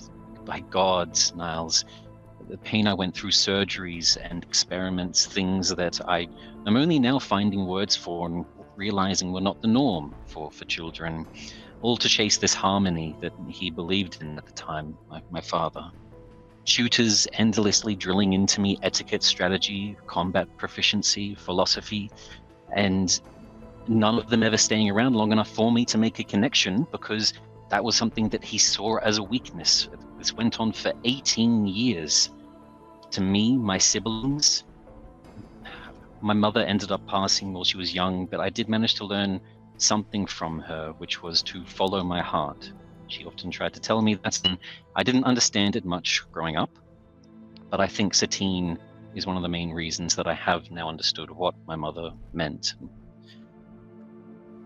On my 18th birthday, my father was organizing a party, 18 events to take place, fighters, singers, musicians, one after another, as a grand celebration. Yeah, that wasn't quite what I wanted. But that's when I saw her, Satine, the way she moved, the gracefulness, the fearlessness, and at one point her eyes caught mine, and I don't know, I was sort of just in an unfazed state of mind at that point in life, but there was a mischievousness to her grin, and I was lost instantly. I tried to see her days after that, but my father forbid it, and I'm only connecting the dots now, but later on she partnered with some monks nearby and snuck into the temple, people that I trained underneath. I think that they were the same people that taught you, your master. Satine connected to Satine was friends with Acia, my master's daughter. I had seen Satine a few times during my training. She risked herself to come and see me. I didn't organize anything along this side myself. And she wanted to show me that the world was happy, and that she was wanting to be there for me, which is what I loved so much, not for duty and not for perfection, but for me, for what was important to me. Every time we met, she gave me courage. She breathed the life into me. And the words of my mother following my heart finally started to make some sense. My love for her grew over the years from that point. We would try to spend more time until eventually I was able to stand up to my father, demanding that I had dancing lessons from her. And eventually a relationship blossomed and bloomed. I eventually told Alphonse, told him that I loved her and that on my next wedding I wanted to propose to her. I had it all planned out, and at that point in time, life felt like it could go anywhere. Wasn't soon after, however, that it was ripped away. The month before my birthday, I was taken, and I think is maybe some sort of a cruel joke that I'm still trying to pretend isn't real. Obsidian Foot ripped my wings out on the day of my birthday, something that I think maybe Alphonse told him. Whatever the case is, Satine was the only side of good that I ever experienced, and I don't know what I would do without her, if there would be a point of continuing. I understand. Like I said, I do understand where you're coming from, but your story is touching. Your life has been difficult. There is no doubt about that. I myself have not had it easy, and that is to say, many members in my family have not had it easy. My life has been challenging, and I suppose from my perspective, the more I have learnt of the Eris, the more I have learnt about people, the warlike, the conflict that is so driven into us. There was a path for me where I could have been very much that person. I could have been next to Nyx during all of this. I could have been there, but there was a time where that was my path. I was training. I was to be a Shadow Claw, I suppose. And then during training, the day of my, I guess, inauguration, my test, my exam, whatever you might want to call it, I killed my friend, Charles. He was a friend that I had been with since we were hatchlings. Soren knew him. He was well known within the family, but during that training, I killed him. Easily, quickly, without effort. It was almost shocking how easy it was for me. And it was then that I realized, and perhaps not so much of a surprise when Elvis back in the tower told us about our origins. It was, I think I'd known all that time. Even back then, I realized what we were, what we had become. And I just realized that that wasn't the path that I wanted to take, that there had to be another reason.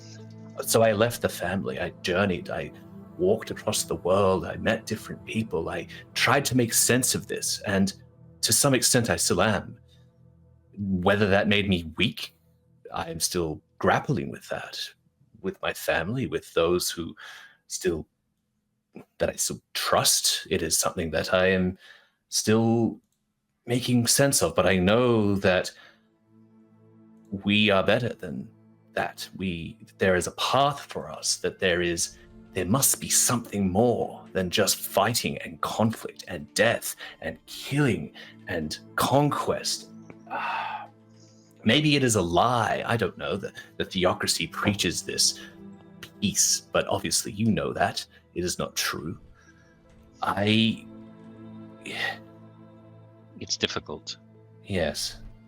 Yes, and now with all these things that are happening amongst the Eris, amongst our people, amongst my family, the enemies we have garnered, all of these things, for those that I still trust, my uncle, God knows what he's doing. unarmed know what he's doing. It has clouded my judgment of late. It has made my thinking and my own thoughts, my own feelings difficult to reconcile. Yes, but no, I understand where you're coming from, but as a friend, I will always be your friend. That is undeniable. I will stand by you through thick and thin. But as a king, I am not so sure. I think that will take more time.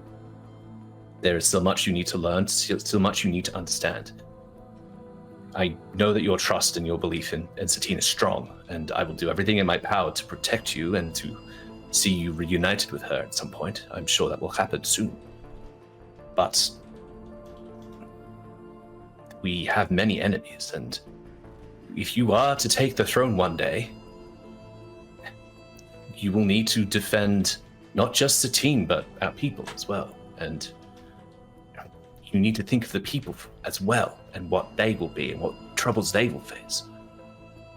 And in some ways, look, the hierarchical class of the Eris, have you considered the flaws in that? How it was built, how it was governed to us? Have you ever considered that perhaps it was some machinations of the giants themselves? Maybe we could look to other groups. The Dragons and Showry have a lovely council. In such a way, you could perhaps not be a king. You could become a councilman and live a much better life, maybe, down the line. That maybe could be a future for you. Have you considered that? Can you hear me? Yeah, we can now.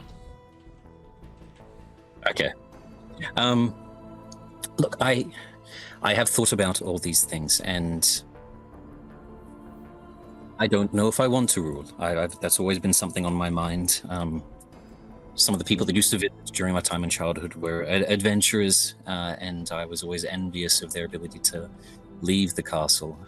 That's why I enjoyed spending time with Satine so much. She encouraged me to be rebellious. So I don't honestly have an answer to that right now. I do know that I don't want it to be my father. I don't want it to be Nyx, and Alphonse is complicated. I hope that maybe I'm just misinterpreting everything that's occurring with him. And maybe he can, maybe it's bad optimism, but he could lead and I could have an adventurous life. But I don't have an answer to that just yet. With the Falcons, though, I thought about it a lot, what to do. I thought about us and the nation, and tried to treat everyone in that scenario as Satine, not just her. If the nation itself were Satine in my eyes, what would I do? The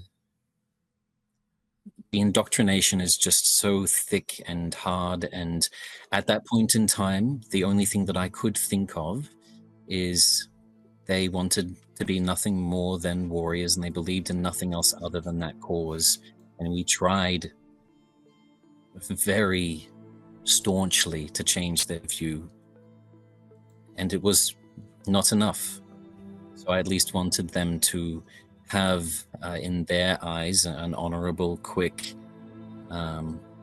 passing into whatever next lies wait for them.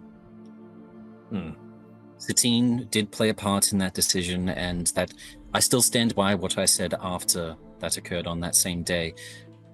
For any of you, for anyone that is at risk, I would do the same in a heartbeat.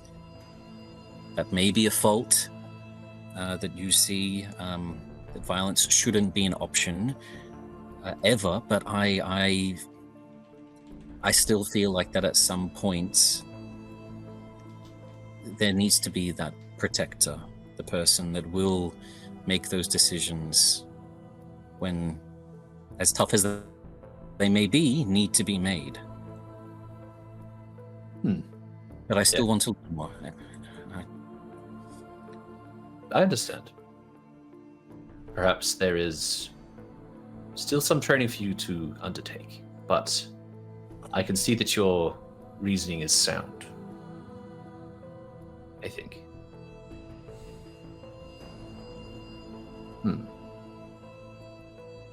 What would you have done? Not in any sort of a judgment, but in a chance for us to debate.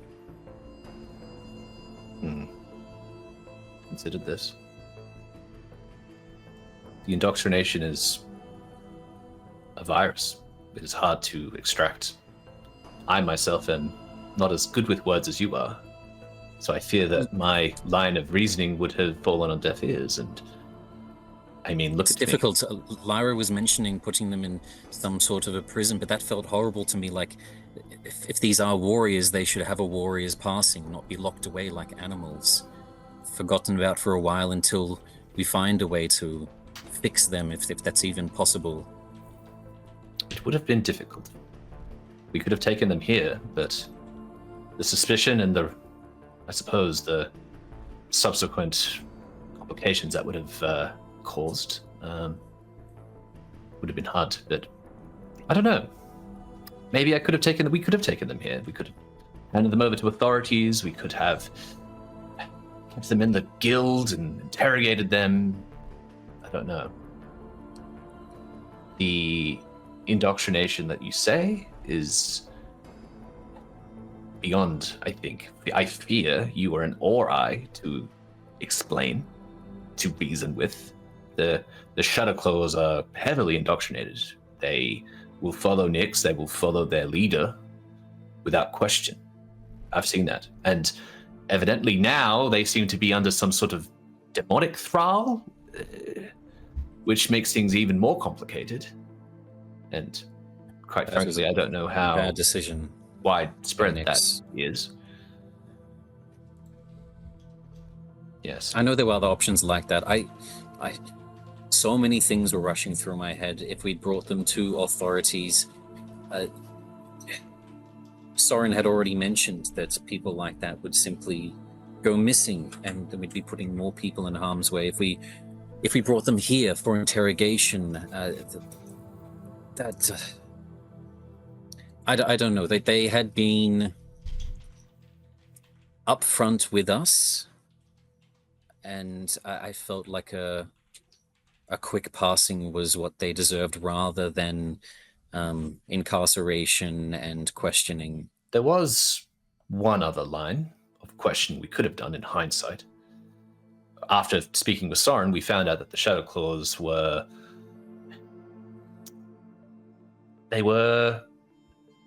I don't think they were there for... Well, their reasoning is strange, you see, because...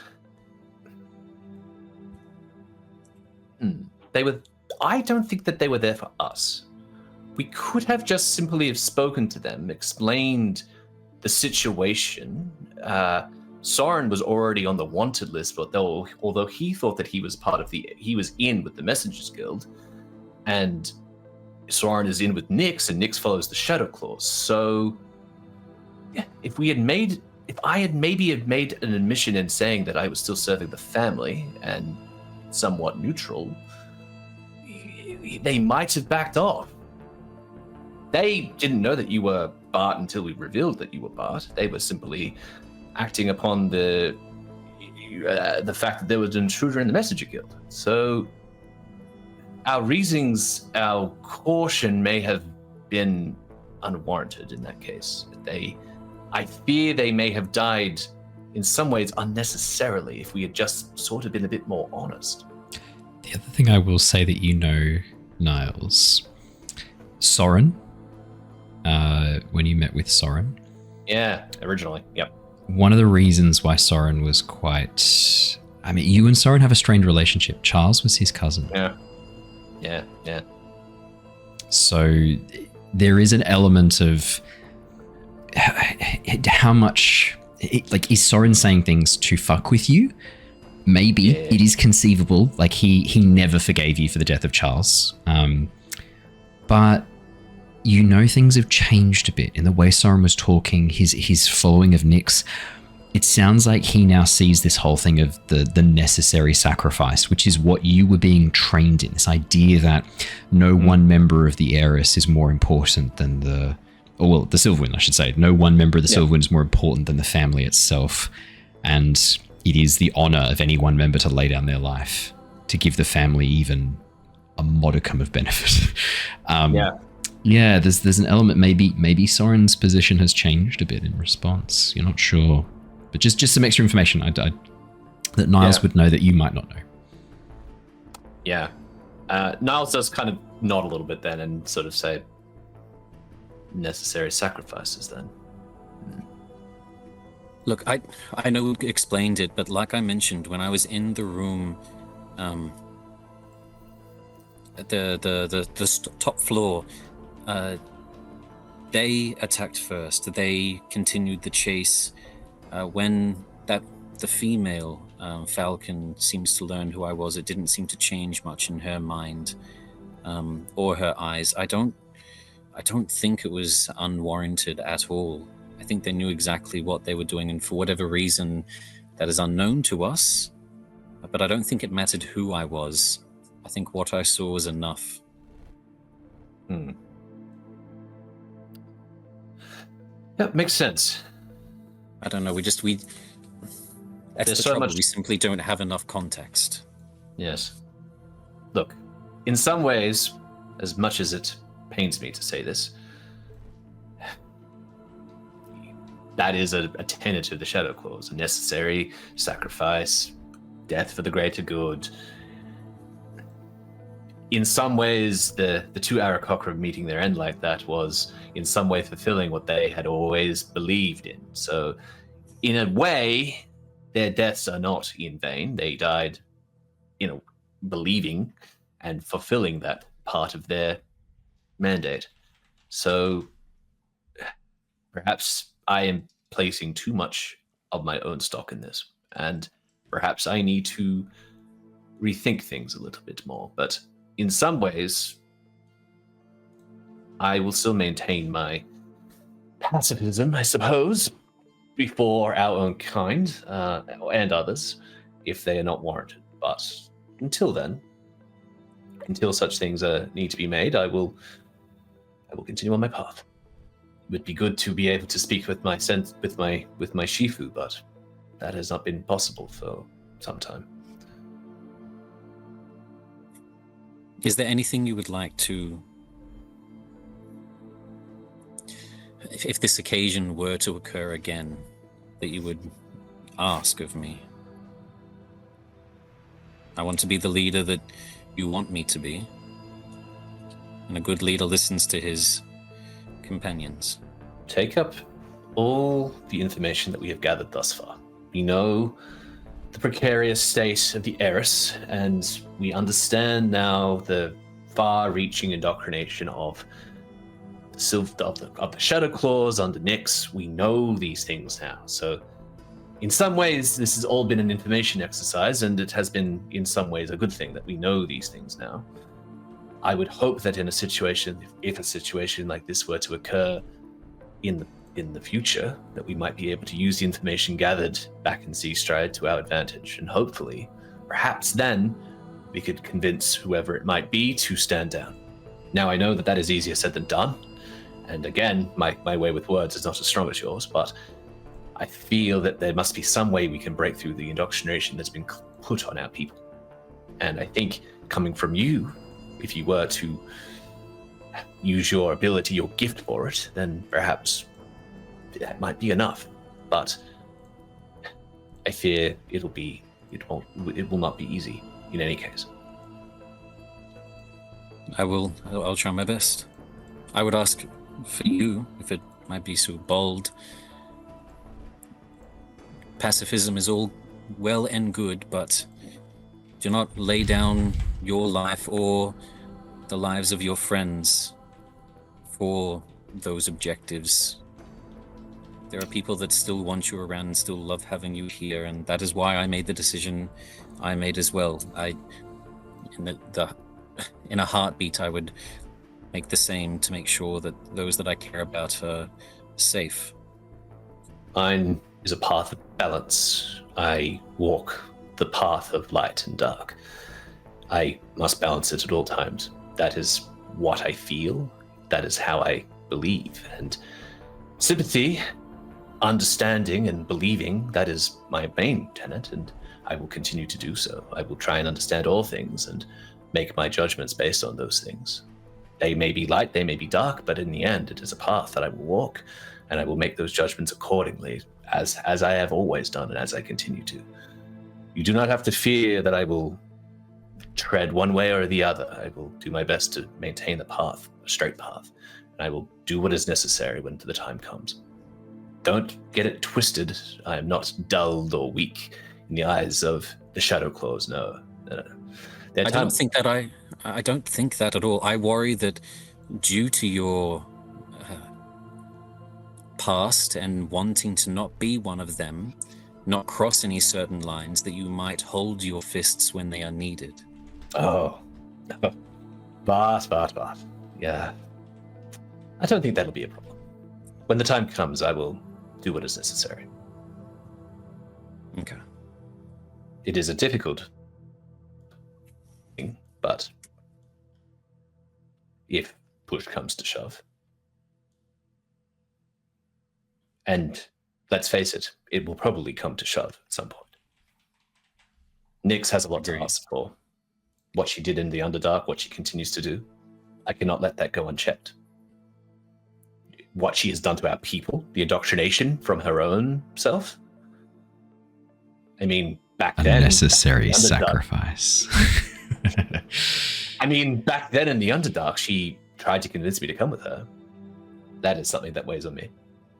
Perhaps I could have done something more then. But I chose to stay with you, and I chose to stay with the party. And continue to. For I see a greater threat than just the heiress.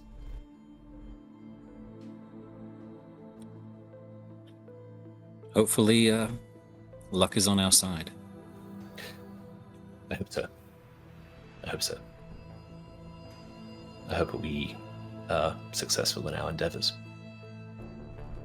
Although I fear... Food brothers. Hoot hoot! It's at this point, Harry and Lyra tromp down the stairs.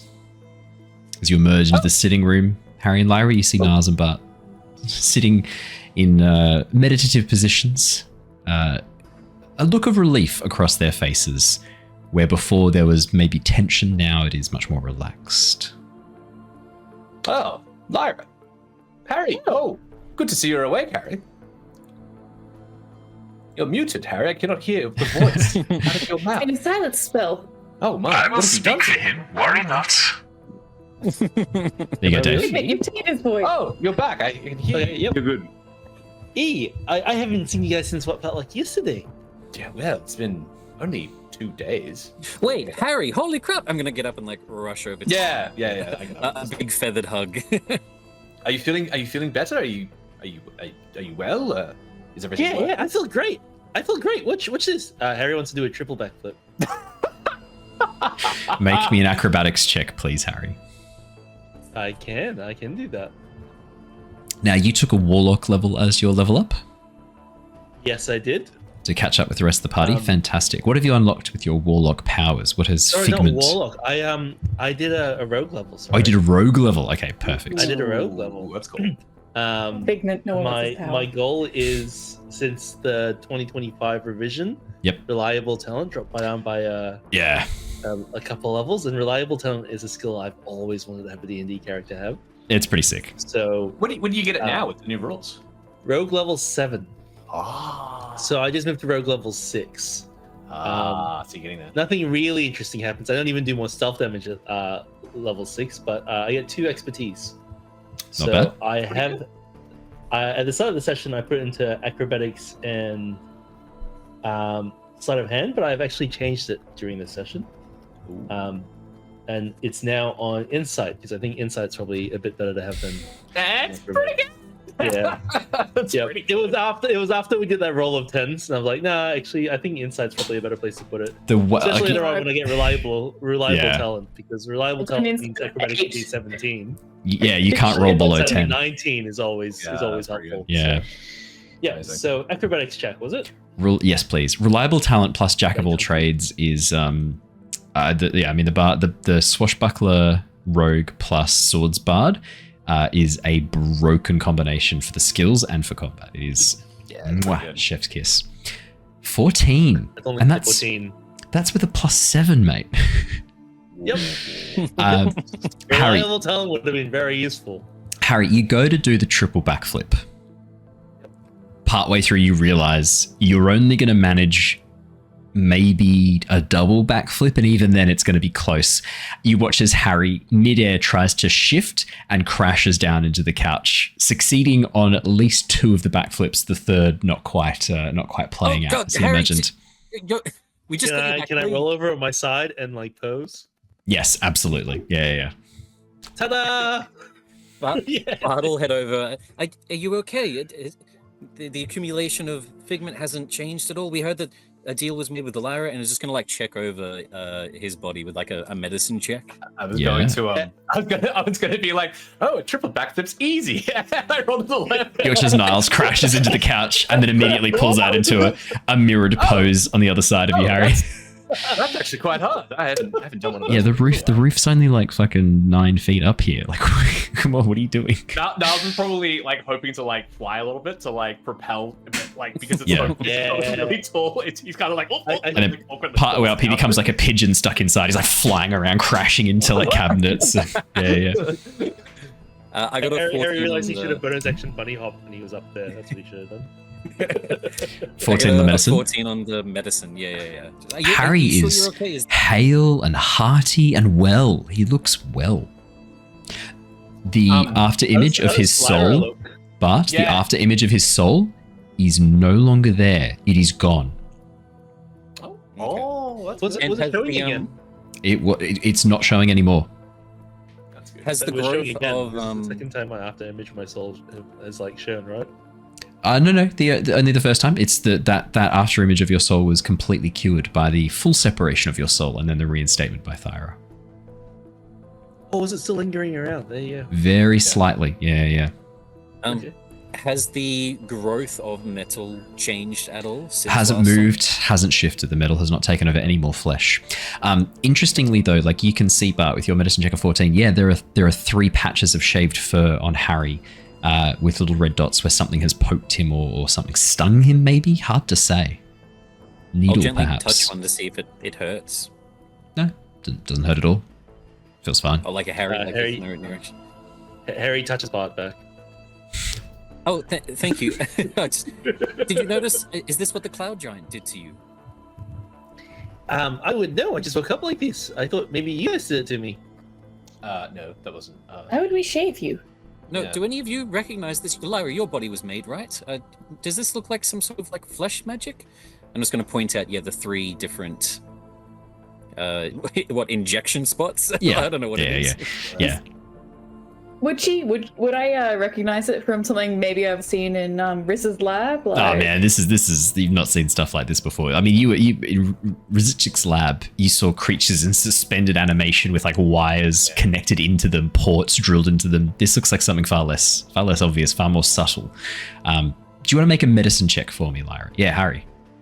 Can I ask a question, right? So it looks like there's a pierce, right? It looks your skin has been pierced at each of these points where you've been shaved. Is it the size of a small folk's needle, or is it the size of a giant's needle? Small folk needle.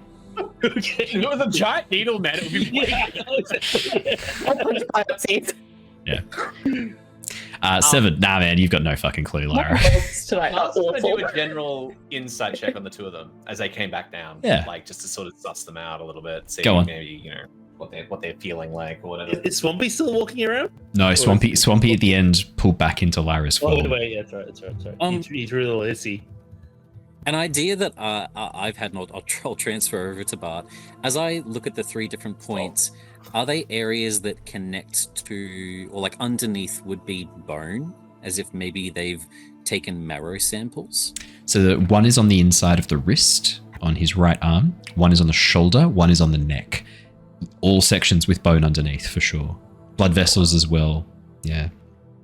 12 insight, Niles. No, I mean, there's a sense of... I mean, Lyra seems relieved that Harry's okay. Harry seems confused why everyone's worried about him a little bit. Like, he seems really bright and sparky. There is a little bit of something between them with a 12. Can't quite put your finger on it, though. Something. Yeah. Something. I mean, if you wanted an insight check on Cassius and Howes, that might show up something. But Lyra and Harry, yeah, there's... Oh no, I'm not going to say that. I stopped myself just in time. I was going to say, fuck it, I'm going to say, you know just how to treat this pussy. So as Harry and Lyra, I'm so sorry. Lyra and Harry, nothing between them. I hate my brain sometimes, man. I only just caught that in time and then I said it anyway. Were we all around and Lyra got called up and then we went to house? Yeah. Or was like... No, you got all four of you are separate family, I think. It was mentally to Lyra, so we wouldn't have known. No, but I mean, like, because we would have all been standing around and Lyra just, like, left and then came back with Harry. Yeah. Well, I think Lyra said, "I'm just going to go check on Harry," and went upstairs. I'm pretty sure you said something like that when you were heading up, Ali. Oh well, it's good that Harry came too. While you were up there, Lyra. That's rather fortunate. Yeah, no, he was already awake when I got up there. He was just kind of, sitting there talking to Figment. Is everything okay with Figment after you gave everything?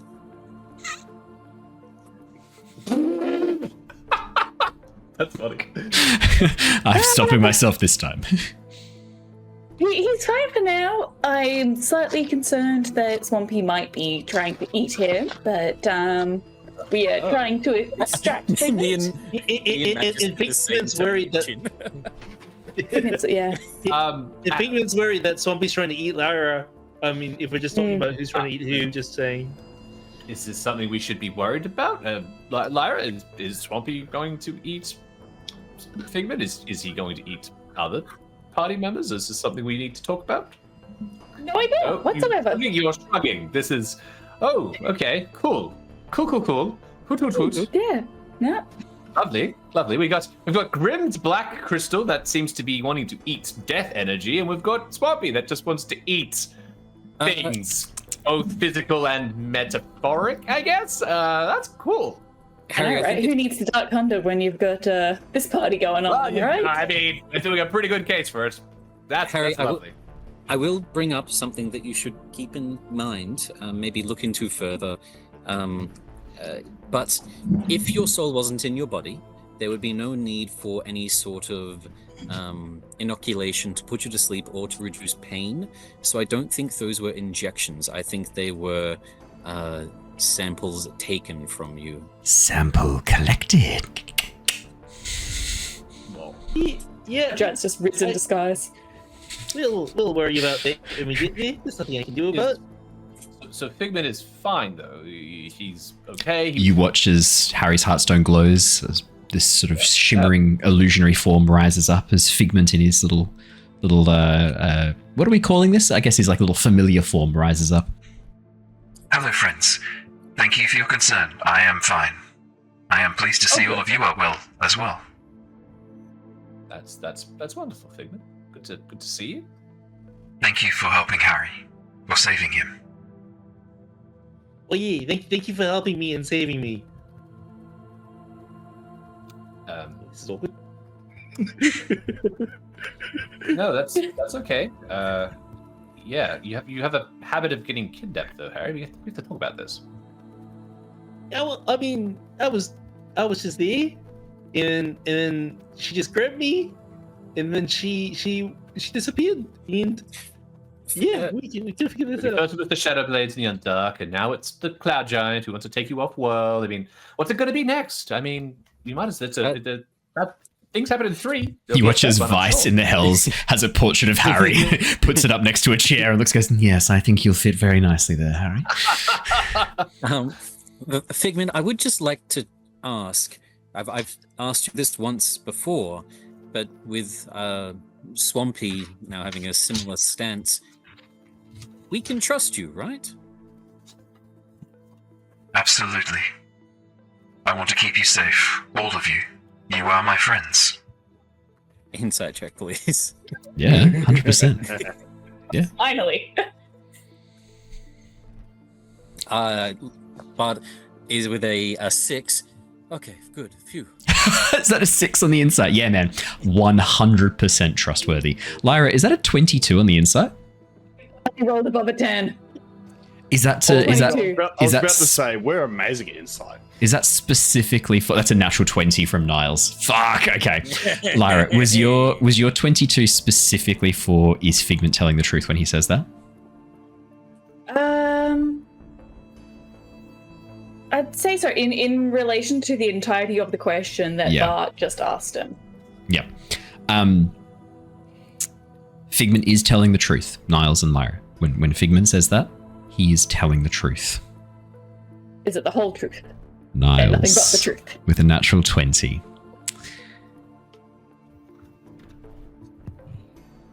Figment will keep you safe. As long as it does not contravene his own goals. Whereas before, when Figment has spoken, he has seemed as if he doesn't really know much of his origin, much of his purpose. Something has changed. Either Figment has remembered, or he has made a new purpose for himself. Either way, you are on parallel paths.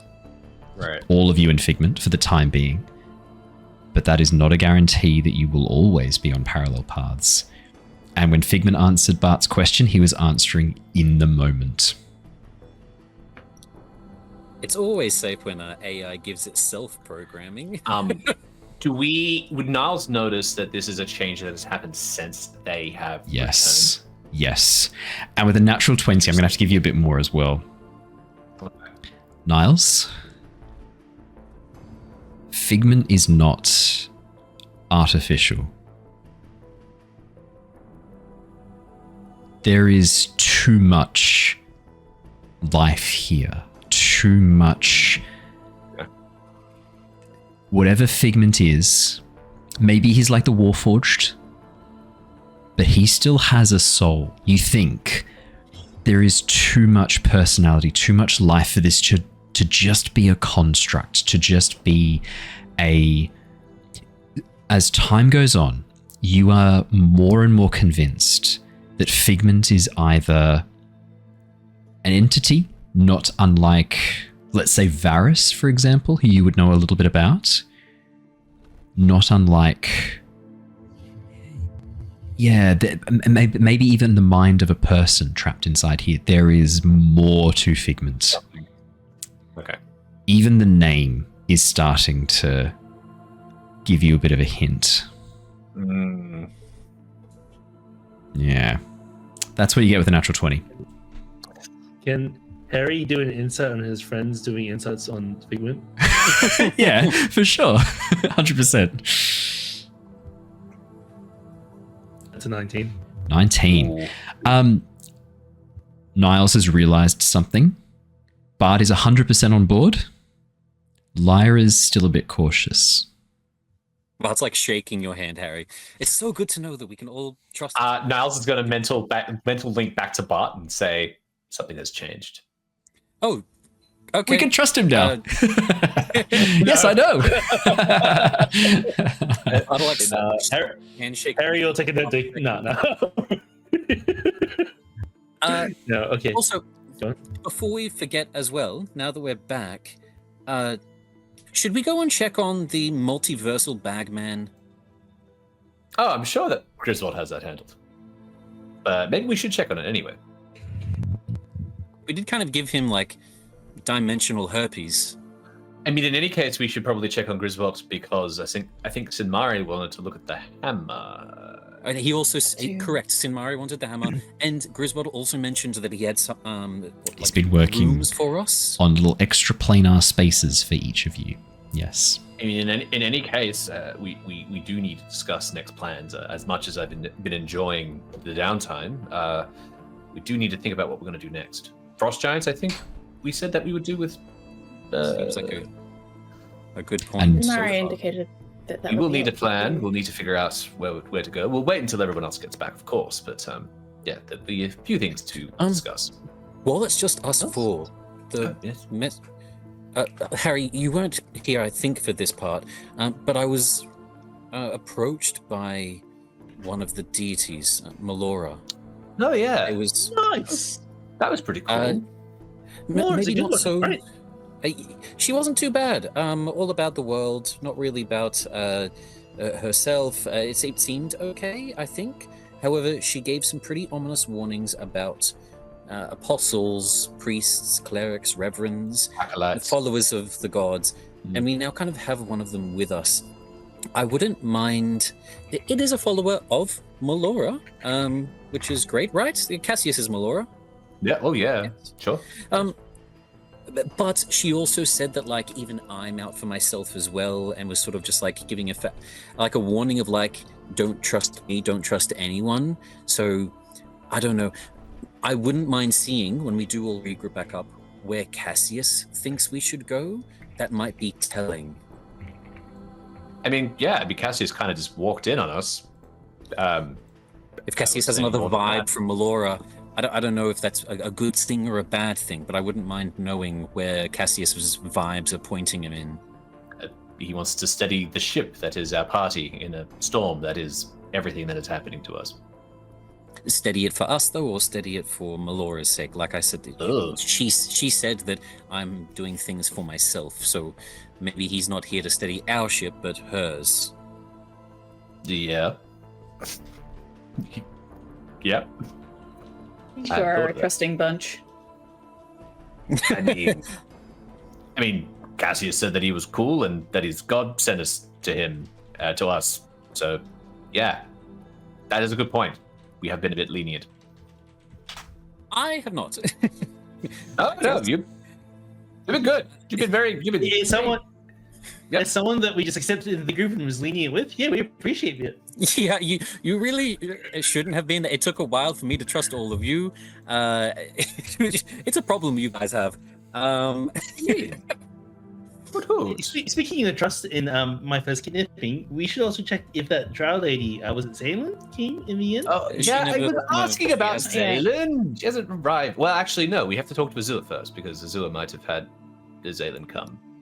Because Mira has as been far away. as we're aware, she hasn't arrived so far without us. According to Mira, and she's been away. And we also haven't had any follow-up with the Dawnblade that was taken from the assassins or the Shadowblades themselves. So they may have... Which is great. They've probably forgotten and it's fine. Nothing to worry about. They definitely haven't intercepted Zaylin. Definitely not. Not a problem. Yeah. If they did, then it defeats the whole purpose of me getting kidnapped the first time. Yeah. Yeah. Yeah. And on that note, okay, well, on that note, we will wrap up there for tonight. Looks like we've got a solid whole bunch of leads to follow up on. Yes, Cassius. I think we'll just. I'm sorry, I will have to 5 minutes real quick, just so we can actually talk and meet the little rabbit. At this moment, I imagine me and Grim probably walk out of Hal's workshop. I'll probably have a rag cleaning my hands. You have been granted access to the blacksmith's forge whenever you want. Sweet, that is actually really good, and that will happen in the future. But for now, my shirt is still off, but I'm currently holding one of my vests as I'm sort of starting to sort of get cleaned up and put it on. So I've actually sort of come up with my tattoos. Actually. Oh, okay.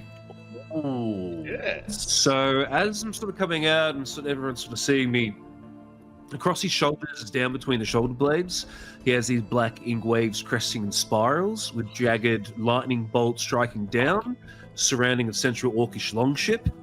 Nice. And then there's actually a few more here.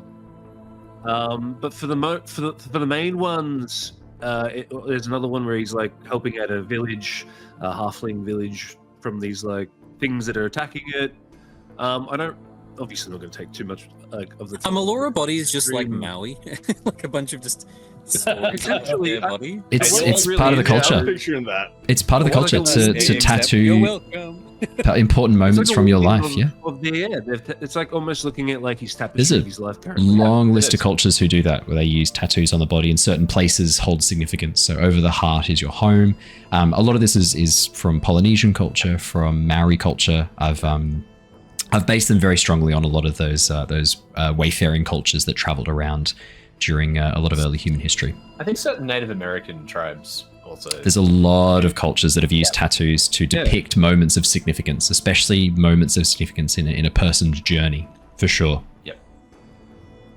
But other than that, there's scars throughout as well, and there's also some other things. But there's like a stylized broken spear with its half splintered beside it, a jagged black flame that twists upward into a depiction of a giant forged gauntlet fused into a storm cloud. There's all these other things depicting his life and other things. We already talked about the gauntlet before, so we go. Yeah, I like that you've tattooed it as well, though. That's fun. That's cool. And there's just other things. Yeah. No, But that's awesome, man. basically, as he's putting on the vest and joins. Oh, so is this the creature who you guys were helping out? I suppose. I sort of heard talk of it. This is Harry. He's a Haragon. He was in our party, but was taken, and we got him back. Lovely to meet you, my dear friend. My You name both have is metal Cassius. arms. Oh yeah. You do. Nice. Have a look at mine. And it looks, there's like a wolf head, Cassius himself wearing like plate armor, scarring across his face. He has a sort of gauntlet with a wolf's head on it. They do like the Full Metal Alchemist like handshake. Yeah. Yeah. Oh, yes. Like a predator handshake. Yes. Is that Armstrong and what's his face? Trying to remember the other character. I Arnold. always forget the other one. Everyone Arnold, knows. Yeah. Yes, I reckon this guy could take train. Also, I'd love the image that walking in behind Cassius is then the spindliest Grim. After this, like, this muscly man just comes Yes. straight from the forge. A strong dripping with sweat breeze off his brow. would knock me over right now, yes. And this man just comes in just like, yes, hello. And no one sneeze too almost like close a- to me. hanging across I'll the be. floor. Yeah. Has anyone got some elephant armor? I'm in the market for a set. I'm looking for a set. On sale, please. Is there any thrift stores? I think I've got that voice down pat now. If I ever need to play It's Grim, I'm alright. ready. It's all right, my dear. Oh, you can easily It's do it. all Just- right, my yeah. dear Just spindly soften the friend. top of your palate a little bit when you My talk. dear spindly friend, by all means, I will sort you out some elven armor in all. I appreciate that. course. And, And and Harry, it's, these are our new like friends. I've said. and it's good to be here with what I've heard is the original crew. I hope Cassius and I do not impede, and we're looking forward to learning more about you, Harry. Do you shake Harry's hand, Grim? I know Cassius does. I'll shake his hand. But Bart's gonna make sure it's the right hand. Yeah. Right hand coming in strong. There's no avoiding it. Oh wow. Is this the guy at the Black Rock that you guys have been talking about? Harry. Great. I needed a cliffhanger to end on, and you give me the perfect one, Grim. Thank you for that. As no, Grim! as soon as waiting to do this. as soon as Lyra, What brain cell? I've been waiting to God. TPK. as soon as your skin touches, you hear Figment cry out, Harry, no! and then silence. Oh. Harry and Grim. Got him back to normal. Harry and Grim, you stand over a dark black mirror, yourselves reflected in the infinite depths below you. You've seen this place before, Harry. This is where you first saw Figment, and the place that you sometimes go to.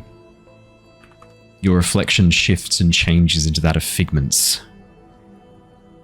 As you look down at your reflection, Grim, and Harry, as you look down at Grim's reflection, you see his form begin to split and break apart, growing larger and larger and larger. As tendrils of dark smoke leak from between Grim's bones, his flesh peeling apart as eyes begin to open in the darkness.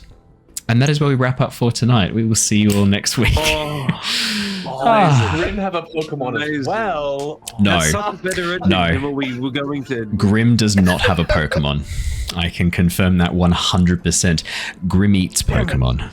Thank you for joining us, everybody. We will see you all next time. For those of you watching on Twitch, don't go anywhere. I will get a raid going to another channel. It's just as well Ember's not here right now, because otherwise Flicker would be on the menu as well. Let's go and raid. Let's go and raid D&D Infinite. Looks like they're doing Tomb of Annihilation. Otherwise, I'll just see if there's anyone else that we normally raid on a Wednesday night. Doesn't look like the Blossom Guild. Oh, the Blossom Guild are going. Let's go raid the Blossom Guild. We do love raiding them. All right, I'll get that raid going. For those of you watching on YouTube and listening to the podcast, remember, you can really, really help us out by doing a couple of things. Grasp the like button with a Predator handshake. Grasp it tightly. Descend into the comment section, the dark black mirror of the comment section, and pledge yourself to the eternal night by hitting subscribe. And we will see you all again next time. Until then, stay safe, stay well. Purchase the elven armor with a subscribe. And we will see you all next time. Until then, stay safe, stay well, everybody. And for now, farewell. Goodbye. Good night.